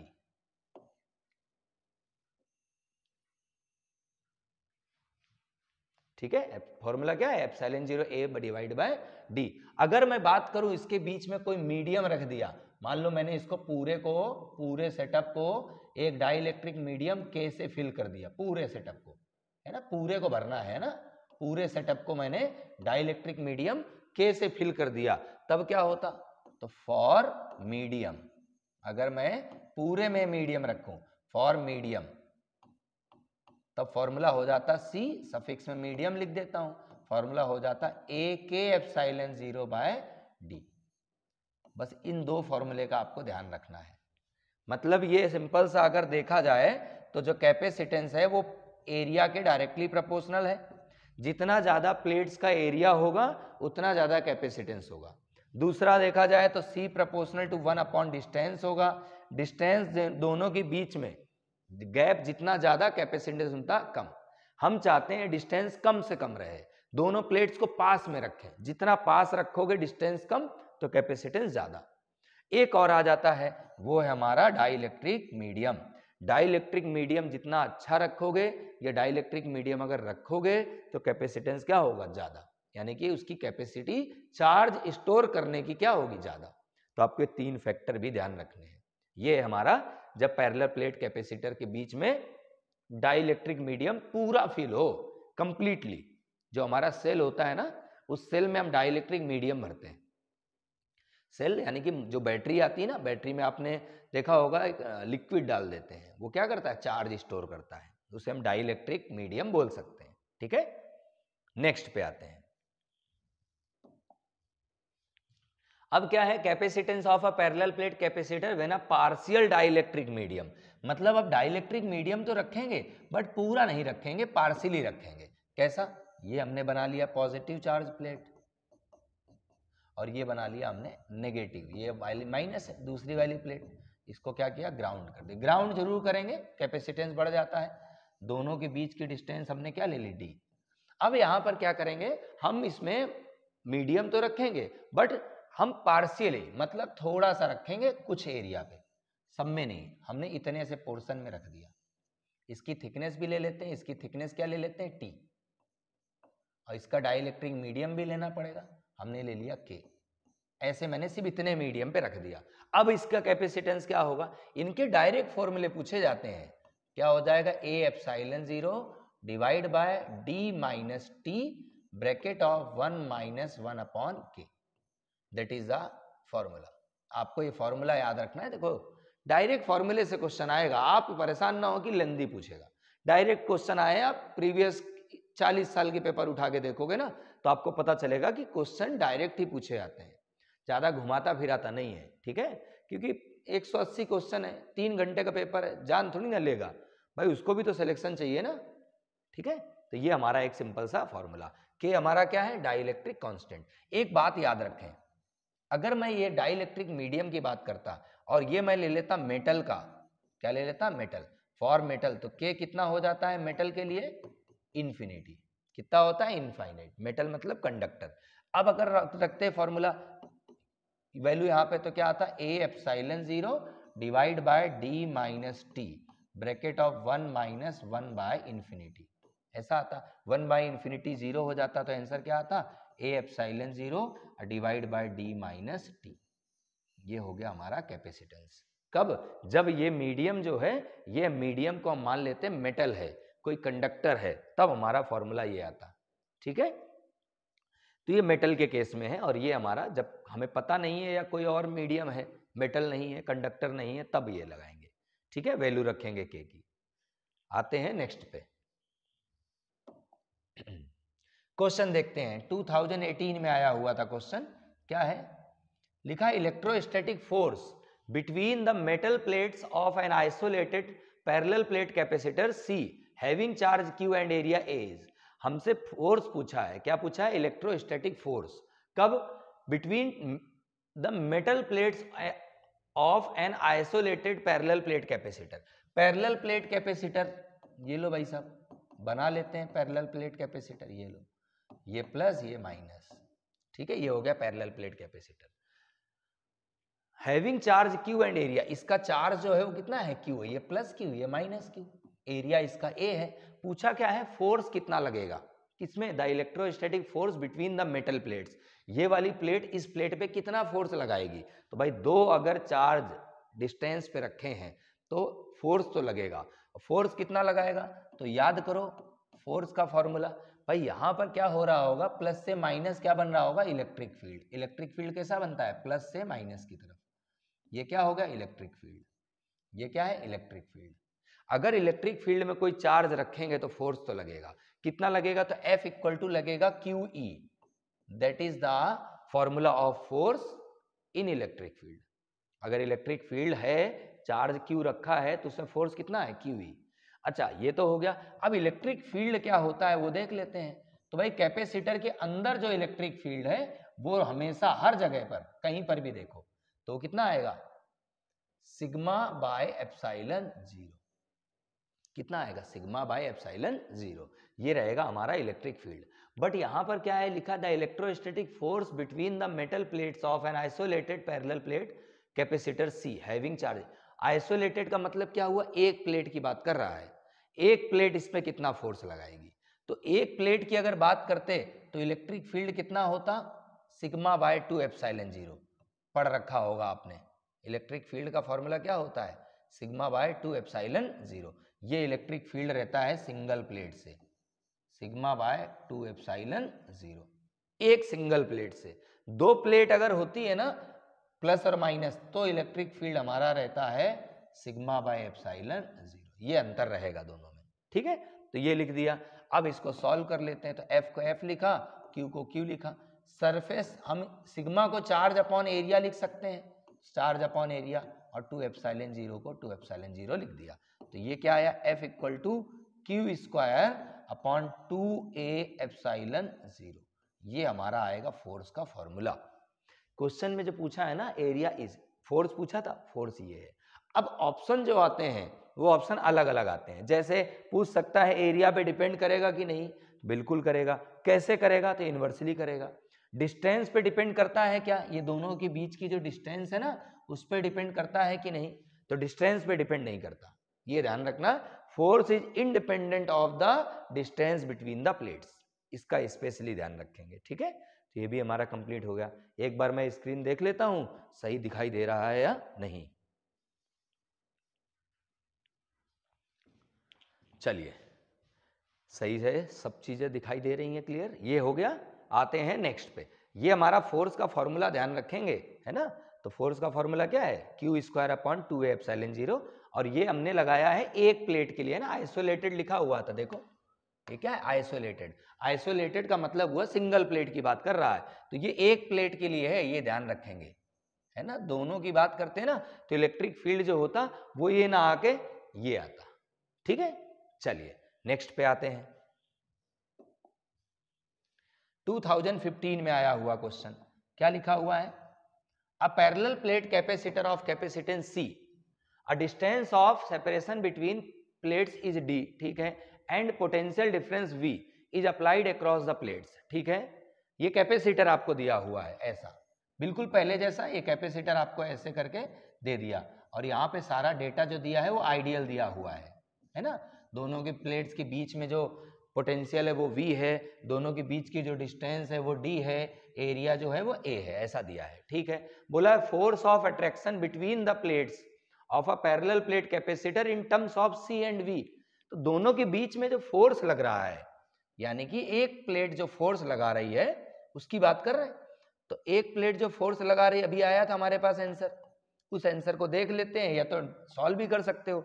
आ रहा Q square by A Q square upon 2a epsilon zero, यही आ रहा था, ये आ रहा हमारा। बट इन्होंने इस बार पूछा क्या है, in terms of C and V, मतलब फोर्स तो बताना है C और V के टर्म्स में। तो C और V कहां से लाएं, तो एक काम करो, Q को मैं लिख सकता हूं CV, तो V तो आ गया, C भी आ गया, और ये 2a एप्सिलॉन जीरो। अच्छा a एप्सिलॉन जीरो को भी कन्वर्ट किया जा सकता है, कैसे भाई, हमें एक चीज पता, मैं साइड में सॉल्व कर देता हूं। हमें पता है C इक्वल टू होता है a epsilon zero by D, यही होता है C इक्वल टू कैपेसिटेंस का फॉर्मूला। तो यहां से a एप्सिलॉन जीरो अगर देखें तो हमारे पास वैल्यू क्या आती, C इंटू डी आता, C इंटू डी। तो मैं a एप्सिलॉन जीरो को C इंटू डी लिख सकता हूं इस जगह, इतने की जगह। तो वैल्यू क्या आती है हमारे पास फोर्स की, तो फोर्स आता C square V square divide by 2। अब a एप्सिलॉन जीरो की जगह क्या लिखते हैं, C इंटू डी, एक C से एक C कैंसिल, यानी कि फोर्स आता हमारा CV स्क्वायर अपॉन में 2D, क्या आता, CV स्क्वायर बाय 2D। देख लें एक बार, चेक कर लें कोई कैलकुलेशन एरर नहीं हो।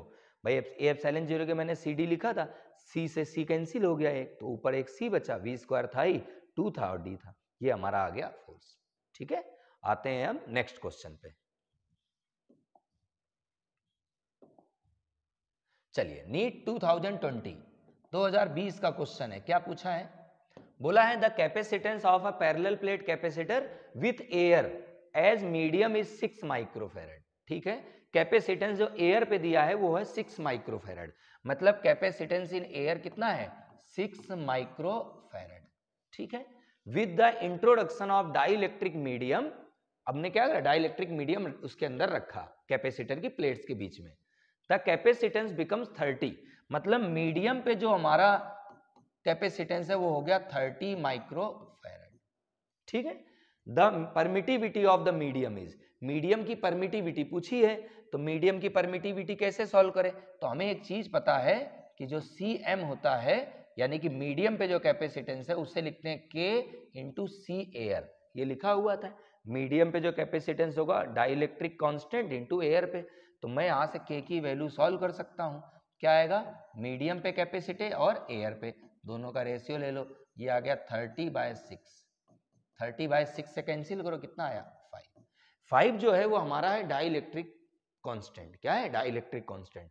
क्वेश्चन ने बोला the permittivity of the medium is, medium की परमिटिविटी पूछी है, तो मीडियम की परमिटिविटी क्या आएगी भाई, हमें पता है परमिटिविटी होती है एप्सिलॉन, क्या होती है एप्सिलॉन, और एप्सिलॉन जो होता है दो टाइप का होता है, एयर और मीडियम, एयर की परमिटिविटी और मीडियम की परमिटिविटी। मीडियम की परमिटिविटी हमारी कितनी, ये डाइलेक्ट्रिक कांस्टेंट 5 आ गया है, the permittivity of the medium is, medium की परमिटिविटी क्या होगी, तो इसको इसमें दोनों का मल्टीप्लाई कर दें,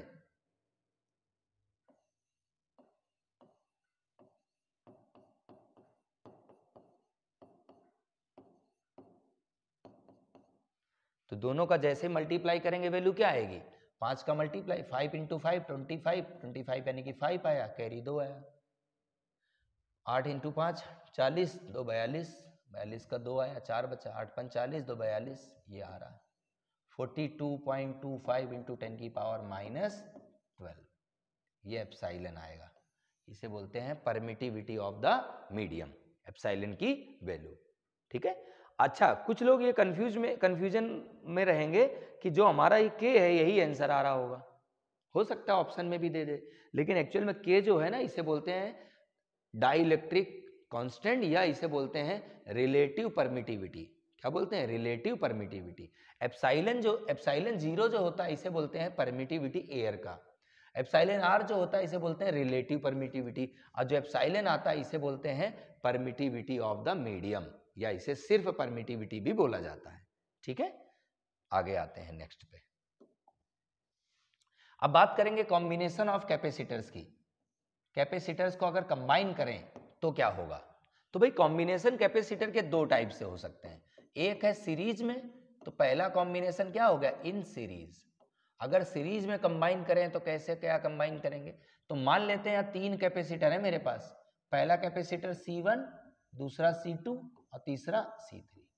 इंपॉर्टेंट पॉइंट यहां से क्या है वो समझेंगे, इसको मैंने V वोल्ट की बैटरी से कनेक्ट कर दिया, कितने से V वोल्ट की बैटरी से कनेक्ट कर दिया, इसका कैपेसिटेंस क्या था C1, इसका कैपेसिटेंस C2, इसका कैपेसिटेंस C3। ठीक है, पहले हम ये देखें कि टोटल कैपेसिटेंस क्या आएगा, तो सीरीज के केस में फॉर्मूला हो जाता है 1/C इक्विवेलेंट यानी कि टोटल इक्वल टू 1 में C1 plus 1/C2 plus 1/C3, ये हमारा होता है सीरीज के केस में। अगर दो होते फॉर 2, ये समझेंगे बहुत अच्छे से, इंपॉर्टेंट है, फॉर 2 कैपेसिटर्स, अगर 2 कैपेसिटर्स होते तो हम इसी फॉर्मूले को ऐसे लिख लेते, सी की भाई 2 होते तो 2 लिखते, और एलसीएम लेके सॉल्व करते तो हमारा आता C1 into C2 upon C1 plus C2, ये आता हमारा capacitance for 2 capacitors. Important point क्या है भाई, सीरीज में पोटेंशियल क्या होता है अलग अलग, सीरीज में पोटेंशियल डिवाइड हो जाता है, अगर ये तीनों कैपेसिटेंस सेम हो जाते तो यहां सेम पोटेंशियल डिफरेंस हमारा डिवाइड होता, बट ये अलग अलग है, तो इसमें मान लेते हैं V1 पोटेंशियल जाएगा, इस वाले में V2 पोटेंशियल जाएगा, और इस वाले में V3 पोटेंशियल जाएगा। पोटेंशियल अलग अलग कब होते हैं, जब सीरीज की बात करें, पोटेंशियल सीरीज में क्या होते हैं डिफरेंट डिफरेंट। ठीक है, ये ध्यान रखेंगे, बहुत इंपॉर्टेंट पॉइंट है। अगर हमारे पैरेलल में कनेक्शन होगा तो पोटेंशियल सेम रहेगा, है ना, हम बात करेंगे। ये हो गया सीरीज में। पैरेलल के लिए देख लेते हैं second one, in parallel. In parallel अगर पैरेलल में कंबाइन करें तो क्या होता है, एक बार देखता हूं स्पेस है क्या, इधर नहीं दिया है। यहां पैरेलल में कंबाइन करते हैं। पैरेलल में कैसे कंबाइन करेंगे, ये ले लेते हैं हम पैरेलल में, पहला कैपेसिटर लगा दिया, ये दूसरा कैपेसिटर लगा दिया और ये तीसरा कैपेसिटर लगा दिया। तीनों को हमने ऐसे कनेक्ट कर दिया, ये ले ऐसे, ये V वोल्ट की बैटरी से इसको मैंने कनेक्ट कर दिया। पहला कैपेसिटर C1, दूसरा C2, तीसरा C3, इनके कैपेसिटेंस दिए हैं। पैरेलल के लिए फॉर्मूला जो होता है वो होता है C equivalent equal to C1 plus C2 plus C3। Important point क्या है, पैरेलल में पोटेंशियल सेम होता है। क्या सेम होता है, पोटेंशियल क्या रहेगा, सेम यानी कि कांस्टेंट। बट पैरेलल में चार्ज अलग अलग जाएंगे। चार्ज क्या है, अलग अलग जाएंगे। यहां पे अगर चार्ज की बात करते तो इसमें चार्ज अलग जाता, इसमें चार्ज अलग जाता, इसमें चार्ज अलग जाता, पोटेंशियल सेम होगा। सीरीज की अगर बात करते तो चार्ज क्या होता, एक जैसा जाता, जितना चार्ज पहले में उतना चार्ज दूसरे में, उतना चार्ज तीसरे में, बट पोटेंशियल अलग अलग जाता, दोनों जस्ट उल्टे रहेंगे। तो हमारा कैपेसिटेंस पैरेलल में इंक्रीज होता है और सीरीज में डिक्रीज होता है, इस बात का भी ध्यान रखेंगे। ठीक है, आते हैं नेक्स्ट पे, क्वेश्चन देखते हैं। नीट 23 2023 प्रीवियस ईयर का क्वेश्चन है। क्या लिखा हुआ है यहाँ पे, the equivalent capacitance of the combination shown in the figure. ठीक है, हमें पूरे सर्किट का टोटल कॉम्बिनेशन बताना है। कैसे, अगर ध्यान से देखें, मान लेता हूं करंट यहां से आ रहा है, तो अगर करंट यहां से आ रहा है तो करंट ऐसे जाता, इस पॉइंट पे आने के बाद करंट के पास दो रास्ते थे, एक करंट इधर जाता, एक करंट यहां जाता। ध्यान ये रखेंगे, करंट अगर डिवाइड हो जाता है वो पैरेलल में कनेक्ट होते हैं, तो ये दोनों कैसे होंगे, पैरेलल में। अब पैरेलल के लिए फॉर्मूला हमें पता है, क्या होता है, C1 प्लस C2, यानी कि ये 3 और 3 पैरेलल में है तो इनका कैपेसिटेंस कितना आता, इनका कैपेसिटेंस आता 3 प्लस 3, यानी कि कितना होता, 6 माइक्रो फैराड। पैरेलल के लिए फॉर्मूला है C1 plus C2 plus C3, ये दोनों को मिला के कितना आया 6, और 6 जो आता ये इसके साथ सीरीज में होता, मतलब ये सर्किट कुछ ऐसा बना होता, ऐसा। ये वाला ए टर्मिनल था, इसका 3 माइक्रो फैराड था ही, ये वाला टर्मिनल बी था, इन दोनों को कंबाइन करके जो बना वो 6 का बना, ऐसा हो जाता सर्किट। अब ध्यान से देखें तो ये दोनों क्या होंगे, सीरीज में लगे। भाई करंट अगर ऐसे आता तो जो करंट इससे जाता वही करंट इससे जाता, तो दोनों कैसे कनेक्ट है, सीरीज में। सीरीज में कनेक्ट है मतलब फॉर्मूला क्या होता, तो फॉर्मूला आता C1 into C2 upon C1 plus C2। C1 मतलब पहले वाला का कैपेसिटेंस, C2 मतलब दूसरे वाले का कैपेसिटेंस, C1 प्लस C2 मतलब 3 प्लस 6 यानी कि 9। कैंसिल करें कितना आया 3, 3 से कैंसिल कितना आया 2, यानी कि टोटल आंसर आता 2 माइक्रो फैराड। ठीक है, ये आ गया हमारा आंसर। ये लास्ट ईयर का क्वेश्चन था कॉम्बिनेशन का, बहुत ही सिंपल साधारण सा आया था, ज्यादा टिपिकल पूछते भी नहीं, मैं यही बात आपसे बार बार बोलता हूं। ठीक है, आते हैं नेक्स्ट पे। बस आपको सारा सिलेबस कैसे भी करके कवर करना है, एक बार देख लिया अच्छे से, एक दो बार और उसे रिवाइज कर लिया, खत्म, ज्यादा लेवल पे जाना नहीं है ना, अपने को सिंपल देखना। देखिए लास्ट ईयर, अच्छा ये 21 का क्वेश्चन है, क्या लिखा है, the equivalent capacitance of the combination shown in the figure. अब इस पूरे डायग्राम में आपको पूछा है पूरा कैपेसिटेंस क्या होगा। ध्यान से देखें, इसका कैपेसिटेंस क्या है C, इसका भी C, इसका भी C, ये पॉइंट A ले लेते हैं, ये पॉइंट B ले लेते हैं। अच्छा यहां से अगर करंट आया होगा तो करंट ऐसे गया और एक करंट इधर गया, एक करंट ऐसे गया, बिल्कुल सही बात है, ये दोनों पैरेलल में होंगे, सही है। अच्छा यही करंट ऐसे जा रहा, अब इसकी बात करें तो ये करंट ऐसे जा रहा। एक्चुअली प्रॉब्लम ये है, यहां पर तो कैपेसिटर लगा है बट यहां पर कैपेसिटर नहीं है, यहां पर भी नहीं है, मतलब इधर वाले सर्किट का रेजिस्टेंस क्या होगा 0 और यहां वाले का रेजिस्टेंस क्या होगा 0। अब करंट ऐसे जा रहा है, अब करंट को सामने दिखा तो कोई है ही नहीं, जब कोई है नहीं तो करंट तो वहीं से जाएगा ना। करंट हमेशा ऐसे पाथ को फॉलो करता है जिसका रेजिस्टेंस मिनिमम हो, तो यहाँ का रेजिस्टेंस क्या है मिनिमम, तो करंट यहाँ नहीं जाएगा, ये ध्यान रखना, यहाँ पे जो करंट है वो क्या हो जाएगा 0, मतलब करंट इधर जाएगा ही नहीं, करंट इधर जाएगा ही नहीं, करंट किधर सीधे चला जाएगा, कैसे गया सीधे ऐसे, मतलब एक तरह से ये सर्किट में था ही नहीं ऐसा लगेगा, करंट क्योंकि फ्लो करेगा ही नहीं, सीधे चला जाएगा। अब करंट सीधे गया मतलब ये दो ही बचे, दोनों कैसे लगे, पैरेलल में। अब पैरेलल के लिए फॉर्मूला क्या होता है, C = C1 + C2। भाई अगर ये मैं टोटल लूं तो C1 + C2 यानी C और C कितना आया आंसर, 2C। हो सकता है आपको वैल्यूज दे दे, इतना ही चेंज करेगा, इससे ज्यादा क्या करेगा। तो ये भी एक सिंपल सा क्वेश्चन है, ठीक है। आते हैं नेक्स्ट पे, चलिए बात करते हैं इस क्वेश्चन की। क्या लिखा हुआ है, 3 capacitors each of capacitance C, 3 capacitor है जिनका कैपेसिटेंस क्या है, C है, and of breakdown voltage V are joined in series. मतलब हमारे पास 3 कैपेसिटर हैं, पहले का कैपेसिटेंस C उसका वोल्टेज V, दूसरे का कैपेसिटेंस C उसका वोल्टेज V, तीसरे का कैपेसिटेंस C उसका वोल्टेज V।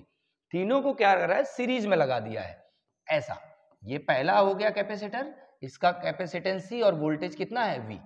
एक और ले लेते हैं दूसरा कैपेसिटर, इसका भी कैपेसिटेंस C और वोल्टेज कितना है V। एक और ले लेते हैं कैपेसिटर तीसरा, थर्ड, और वोल्टेज कितना है V। तीनों को क्या करा है, सीरीज में लगा दिया है ऐसे, ठीक है, सीरीज में लगा दिया, ऐसे लगा दिया सीरीज में। यहाँ का वोल्टेज हमें नहीं पता है। पूछा क्या है, the capacitance and breakdown voltage of the combination, पूरे कॉम्बिनेशन का कितना कैपेसिटेंस होगा। तो कैपेसिटेंस तो सिंपल सा है, कैसे कनेक्ट है, सीरीज में। सीरीज के लिए फॉर्मूला क्या होता है, 1/C = 1/C1 + 1/C2 + 1/C3। यानी कि टोटल कैपेसिटेंस कितना आएगा, एलसीएम ले लिया C, ये आया 1 + 1 + 1। भाई C एलसीएम लिया, C से डिवाइड किया 1 बचा, प्लस लगाया, फिर C से डिवाइड किया 1 आया, प्लस लगाया, फिर C से डिवाइड किया 1 आया। मतलब हमारे पास ये आ गया 3/C। इसका रेसिप्रोकल करें तो C की वैल्यू आ जाएगी, टोटल कैपेसिटेंस क्या आया, C/3। मतलब पूरे कॉम्बिनेशन का जो कैपेसिटेंस है, ऐसा अगर मैं बनाऊं, पूरे कॉम्बिनेशन का जो कैपेसिटेंस है वो कितना आ गया, C/3। कितना आ गया, C/3। अब बात कर रहे हैं वोल्टेज की। भाई यहाँ वोल्टेज क्या है, V, यहाँ भी कितना V, यहाँ भी V। सीरीज में पोटेंशियल क्या होता है, ऐड होता है। मान लो मैं 3 सेल लगा दूं टॉर्च में, पहला 10 वोल्ट का, दूसरा 10 वोल्ट का, तीसरा 10 वोल्ट का, तो टोटल वोल्टेज कितना मिला, 30। भाई तीनों ऐड हो जाएंगे ना। वैसे यहाँ पे V + V + V कितना आएगा, 3V। यानी कि टोटल पोटेंशियल जो आएगा, टोटल पोटेंशियल जो आएगा कितना आएगा, 3V। कॉम्बिनेशन की बात कर रहा था, तो कॉम्बिनेशन में टोटल वोल्टेज 3V और टोटल कैपेसिटेंस C/3। देखो सीरीज में कैपेसिटेंस कम होता है, हमें पता है कम हो रहा है, लेकिन सीरीज में पोटेंशियल तो बढ़ता है ना, वो ऐड हो गया, ठीक है। आते हैं नेक्स्ट पे, नेक्स्ट क्वेश्चन देखते हैं क्या है। अच्छा, नेक्स्ट टॉपिक आ गया हमारा energy stored in a capacitors and energy density. हमें बात करना है एनर्जी कितनी स्टोर होती है कैपेसिटर में और उसकी डेंसिटी। तो पहले एनर्जी स्टोर का फॉर्मूला देखें, तो एनर्जी होता है हमारा 12CV²। एक ये फॉर्म है पहला वाला, 12CV²। मैं यहां पर क्या कर सकता हूं, C की जगह और V की जगह वैल्यू रख के दूसरा आंसर ला सकता हूं। मैं एक और फॉर्मूला ले आता हूं, 12Q²/C। ये दूसरा फॉर्मूला आप डायरेक्ट याद रखें, ज्यादा सही है। तीसरा देखें तो इसको लिखते हैं 12Q × V। भाई ये फॉर्मूले कहां से आए, तो इनको simple Q × V, not upon into V, QV।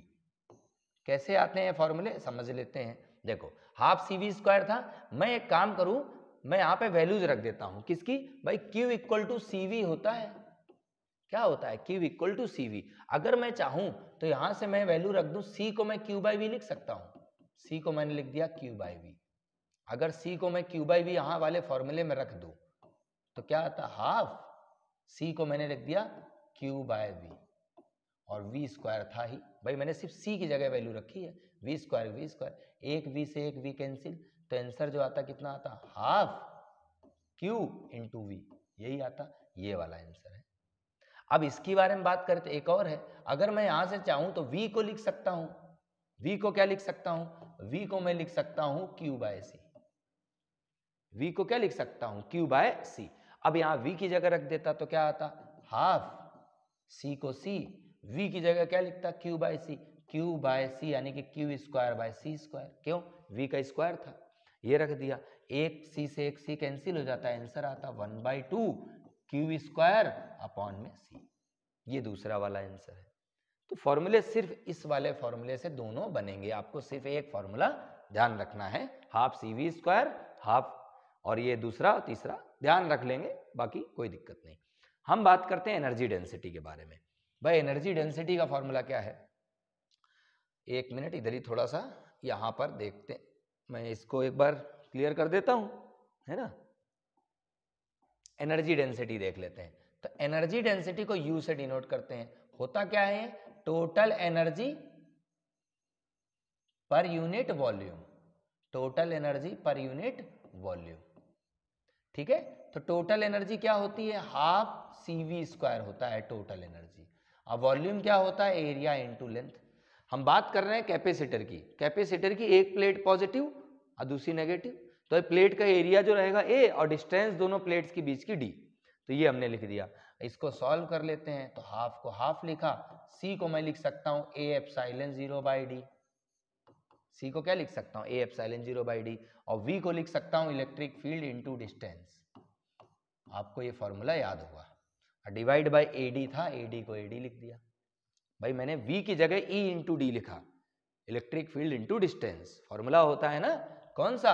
Electric field equal to potential by length, E equal to V by d से। और यहां से देखें तो भाई साहब A से एक A कैंसिल हो गया, D स्क्वायर ये था, D स्क्वायर ये था, कैंसिल हो गया। हमारे पास जो आंसर बच रहा वो बच रहा हाफ एप्सिलॉन 0 E स्क्वायर। ये क्या है? एनर्जी डेंसिटी का फॉर्मूला। तो आपको एनर्जी डेंसिटी का फॉर्मूला भी याद रखना है। यूनिट की बात कर लेते हैं, क्योंकि यूनिट भी इसकी पूछी गई है। तो यूनिट क्या आएगी? तो यूनिट हम यहां से निकालेंगे, टोटल एनर्जी यानी कि जूल अपॉन, अब वॉल्यूम की यूनिट मीटर क्यूब। ये आ गई हमारी यूनिट। यहां से भी यूनिट निकाल सकते हो, थोड़ा लेंदी आ जाएगी, डायरेक्ट यूनिट यहां से आप इजीली सॉल्व कर सकते हैं, ठीक है। नेक्स्ट पे आ जाते हैं, redistribution of charge and common potential. मतलब क्या हुआ? भाई साहब दो बॉडी ले ली हमने, एक बॉडी का चार्ज लिया कुछ अलग और दूसरी बॉडी का चार्ज लिया अलग। दो बॉडी ली, एक का चार्ज Q1 एक का Q2। दोनों बॉडी को मैंने क्या करा? किसी वायर की हेल्प से जोड़ दिया। तो ऐसे ही जोड़ोगे होगा क्या? जहां पे पोटेंशियल ज्यादा था वहां से कम पोटेंशियल की तरफ चार्ज ट्रांसफर होना शुरू हो जाएंगे। कब तक होते रहेंगे? जब तक कि दोनों बॉडी के पोटेंशियल सेम ना हो जाएं। तो उसी को हम बोलेंगे रीडिस्ट्रीब्यूशन। डिस्ट्रीब्यूट होने के बाद ये मैंने पहली बॉडी ले ली A, ये ले ली दूसरी बॉडी B। इसका चार्ज ले लेता हूं मैं Q1 है, इसका चार्ज ले लेता हूं Q2 है। इसका कैपेसिटेंस C1 है, इसका कैपेसिटेंस C2 है। इसका वोल्टेज V1 है, इसका वोल्टेज V2 है। अब अगर इसकी इंडिविजुअल की बात करें तो इसको Q इक्वल टू CV लिख सकते हैं, उसको भी Q इक्वल टू CV लिख सकते हैं। मतलब पहली वाली बॉडी का जो चार्ज है वो तो C1 V1 होगा और दूसरी वाली बॉडी का जो चार्ज है वो C2 V2 होगा। सिंपल सा। अब बात है जब इसको जोड़ेंगे तब तो चार्ज ट्रांसफर होंगे ना, रास्ता है नहीं तो लोग थोड़ी ना आए जाएंगे। तो घर के सामने रास्ता तो अच्छा बनाना चाहिए, और सरकार का काम वही है, करती भी है, कुछ नहीं भी करते हैं, हर तरफ मक्कार बड़े हैं। तो ये हो गया हमारा, मक्कार भी है, काम करने वाले भी हैं, हर तरह के लोग होते हैं ना, पढ़ने वाले बच्चे भी हैं और नहीं पढ़ने वाले भी हैं। तो ये हमने रास्ता बना दिया ताकि लोग आ जा सके इजीली। तो अब क्या होगा? चार्ज हायर पोटेंशियल से लोअर पोटेंशियल चलेगा, चलना शुरू हुआ। कब तक जाएगा? जब तक कि दोनों बॉडी के क्या ना सेम हो जाए पोटेंशियल। जैसे ही पोटेंशियल सेम, चार्ज का ट्रांसफर बंद। मान लेते हैं रीडिस्ट्रीब्यूशन के बाद, आफ्टर रीडिस्ट्रीब्यूशन के बाद पहले वाले में जो चार्ज बचे वो बचे Q1 डैश और दूसरे वाले में जो चार्ज बचे वो बचे Q2 डैश। ये ध्यान रखेंगे, दो अलग अलग ये चार्ज बचे। तो जो Q1 डैश और Q2 डैश हैं, इनका जो रेशियो है ये आता है C1 बाय C2 के। क्या आता है? C1 बाय C2 के। मतलब मैं बिना कैलकुलेट करे इसका आंसर बता सकता था। कैसे? दोनों के कैपेसिटेंस का रेशियो ले लेता, जो रेशियो आता उतने ही चार्ज बचते। रेशियो में क्या होता है? उतने ही चार्ज बचते। तो एक तो ये फॉर्मूला याद रखना है डायरेक्ट आपको। दूसरा, भाई दोनों में क्या सेम हो गया? पोटेंशियल, तो उसे बोलते हैं कॉमन पोटेंशियल। क्या बोलते हैं? Common potential. और इससे क्वेश्चन खूब पूछा जाता है, इस बार हो सकता है क्वेश्चन इससे पूछा जाए। कॉमन पोटेंशियल को आप हाईलाइट कर लेना। कॉमन पोटेंशियल मतलब तो बात करेंगे पूरे दोनों में एक जैसा वोल्टेज, पहले वाले में या दूसरे में, दोनों में वोल्टेज एक जैसा। कॉमन पोटेंशियल मतलब V को लिख सकते हैं total charge upon total capacitance, total capacitance. Total charge मतलब क्या हुआ भाई, पहले वाले का चार्ज Q1 और दूसरे का Q2, और टोटल कैपेसिटेंस पहले का C1 दूसरे का C2। बस Q1 को मैं C1V1 लिख सकता हूँ और Q2 को C2V2, बस यही आंसर है। C1V1 प्लस C2V2 अपॉन में C1 प्लस C2, बात खत्म। ये हो गया कॉमन पोटेंशियल का फॉर्मूला। हमने क्या करा, C1V1 plus C2V2 upon C1 plus C2, that is the formula of common potential.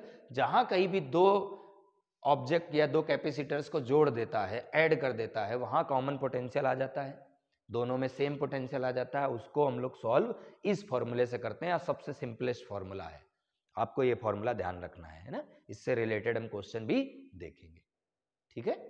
आते हैं नेक्स्ट पे। नेक्स्ट क्या है, तो नेक्स्ट हमारा एक क्वेश्चन है, देखें क्वेश्चन लिखा हुआ है capacitor of capacitance C1 of charge up to V volt and then connected in a parallel to uncharge capacitor of capacitance C2। पहला देखो, कैपेसिटर ऑफ कैपेसिटेंस क्या था, C1। मेरे पास एक कैपेसिटर था, कैसा था क्या पता, एक कैपेसिटर था C1 था उसका कैपेसिटेंस, इसका वोल्टेज कितना था, V था, ऐसा है, बराबर है। अब and then connected in parallel to uncharge capacitor, एक दूसरे कैपेसिटर के साथ मैंने इसको कनेक्ट कर दिया। अनचार्ज का मतलब होता है इसका जो चार्ज है दूसरे वाले का वो जीरो है, चार्ज क्या है, जीरो है। चार्ज जीरो होगा तो पोटेंशियल भी क्या होगा, जीरो। भाई साहब इसका पोटेंशियल भी जीरो हो गया, ठीक है। अब बोला the final potential difference across each will be, across each मतलब दोनों में, भाई पहले में और दूसरे में, दोनों को जोड़ा है। जब दोनों को जोड़ा है तो दोनों का वोल्टेज क्या हो गया होगा, कॉमन। और कॉमन वोल्टेज का फॉर्मूला पढ़ा अभी C1V1 प्लस C2V2 अपॉन में C1 प्लस C2, यही पढ़ा ना हमने, कॉमन पोटेंशियल। भाई पहले एक कैपेसिटर लिया, उसका चार्ज क्या है, उसका कैपेसिटेंस C1, वोल्टेज V1। एक दूसरा कैपेसिटर लिया, इसका कैपेसिटेंस C2, बट वोल्टेज क्या है, जीरो। क्यों, अनचार्ज है, बोला है अनचार्ज है, मतलब चार्ज नहीं है, तो वोल्टेज क्या होगा, जीरो। दोनों को जोड़ दिया, जैसे ही दोनों को जोड़ा तो दोनों में पोटेंशियल क्या होगा वो पूछा है। The final potential difference across each, दोनों में, किसी में भी, एक इसमें या इसमें। तो भाई फॉर्मूला लगा दिया कॉमन पोटेंशियल का, C1 को C1, पहले वाले में वोल्टेज क्या था, V, दूसरे वाले का वोल्टेज क्या था, जीरो।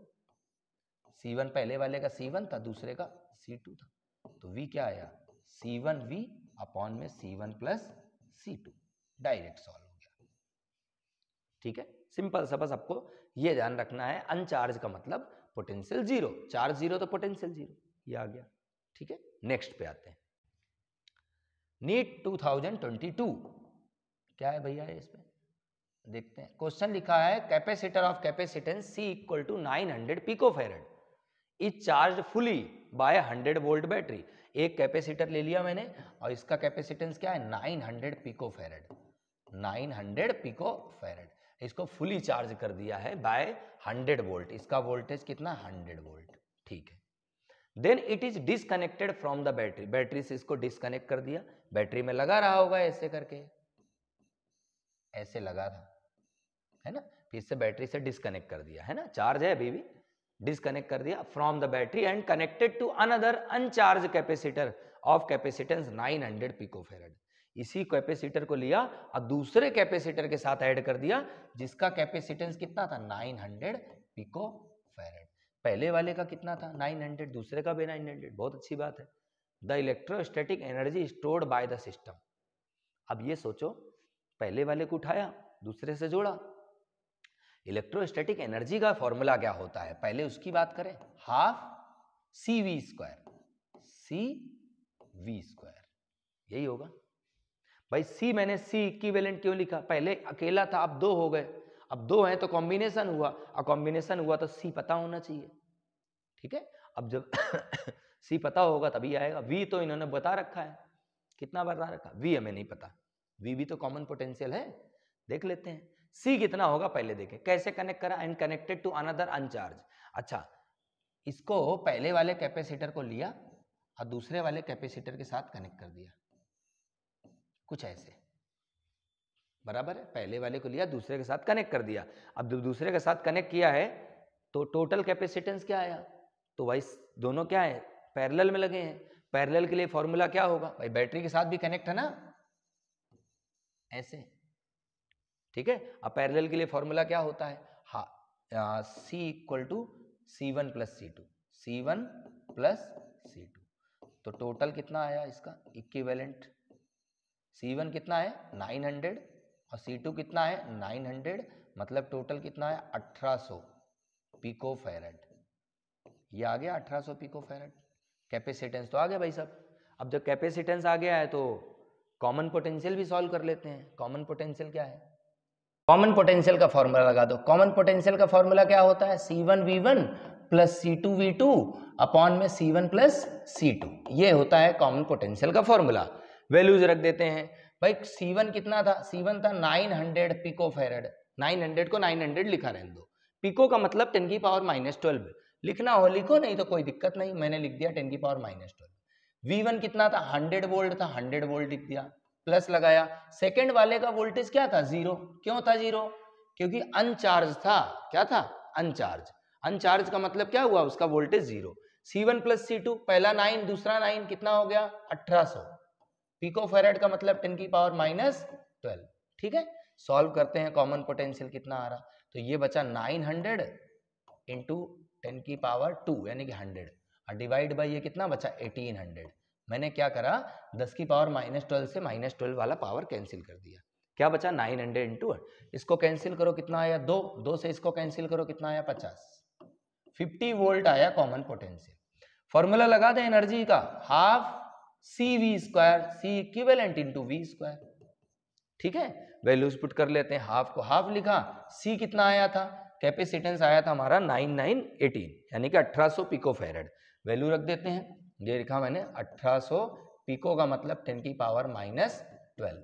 V² V मतलब 50, 50 का स्क्वायर करें कितना आएगा 2500, 5 का स्क्वायर 25, 2 जीरो और थे 2 जीरो बढ़ा दिया। अब इसको सॉल्व कर लेते हैं। हमें क्या करना है 25, 2 से इसको डिवाइड कर दो, बचेगा 9 और इंटू 25 इंटू पावर देख लेते हैं, 2 पावर ये 2 पावर ये 4 पावर हो गई। अब -12 में 4 पावर कम कर दो, -8 बचेगा। देखो 2 पावर प्लस किए हैं, 2 पावर ये हैं, 4 पावर हो गई 10 की पावर 4, 10 की पावर -12 में 10 की पावर 4 कम कर दो 10 की पावर -8। 9 इंटू 25 करना है तो 25 का अगर 10 में मल्टीप्लाई 250 आता, 25 कम कर दो 225 आता, 225 10 की पावर -8 जूल। ठीक है, ये आया हमारा इसका आंसर। ठीक है, आते हैं नेक्स्ट पे। तो फाइनली ये चैप्टर हमारा कंप्लीट हो गया। इसी तरह से हमसे जुड़े रहें, पूरा लेक्चर देखते रहें, आगे बढ़ते रहें। अगर कोई भी डाउट आता है तो आप कमेंट बॉक्स में कमेंट करें, आपके सारे डाउट्स का रिप्लाई आपको पॉजिटिवली मिलेगा। इसी तरह से जुड़े रहें। आज के लिए इतना ही, जय हिंद।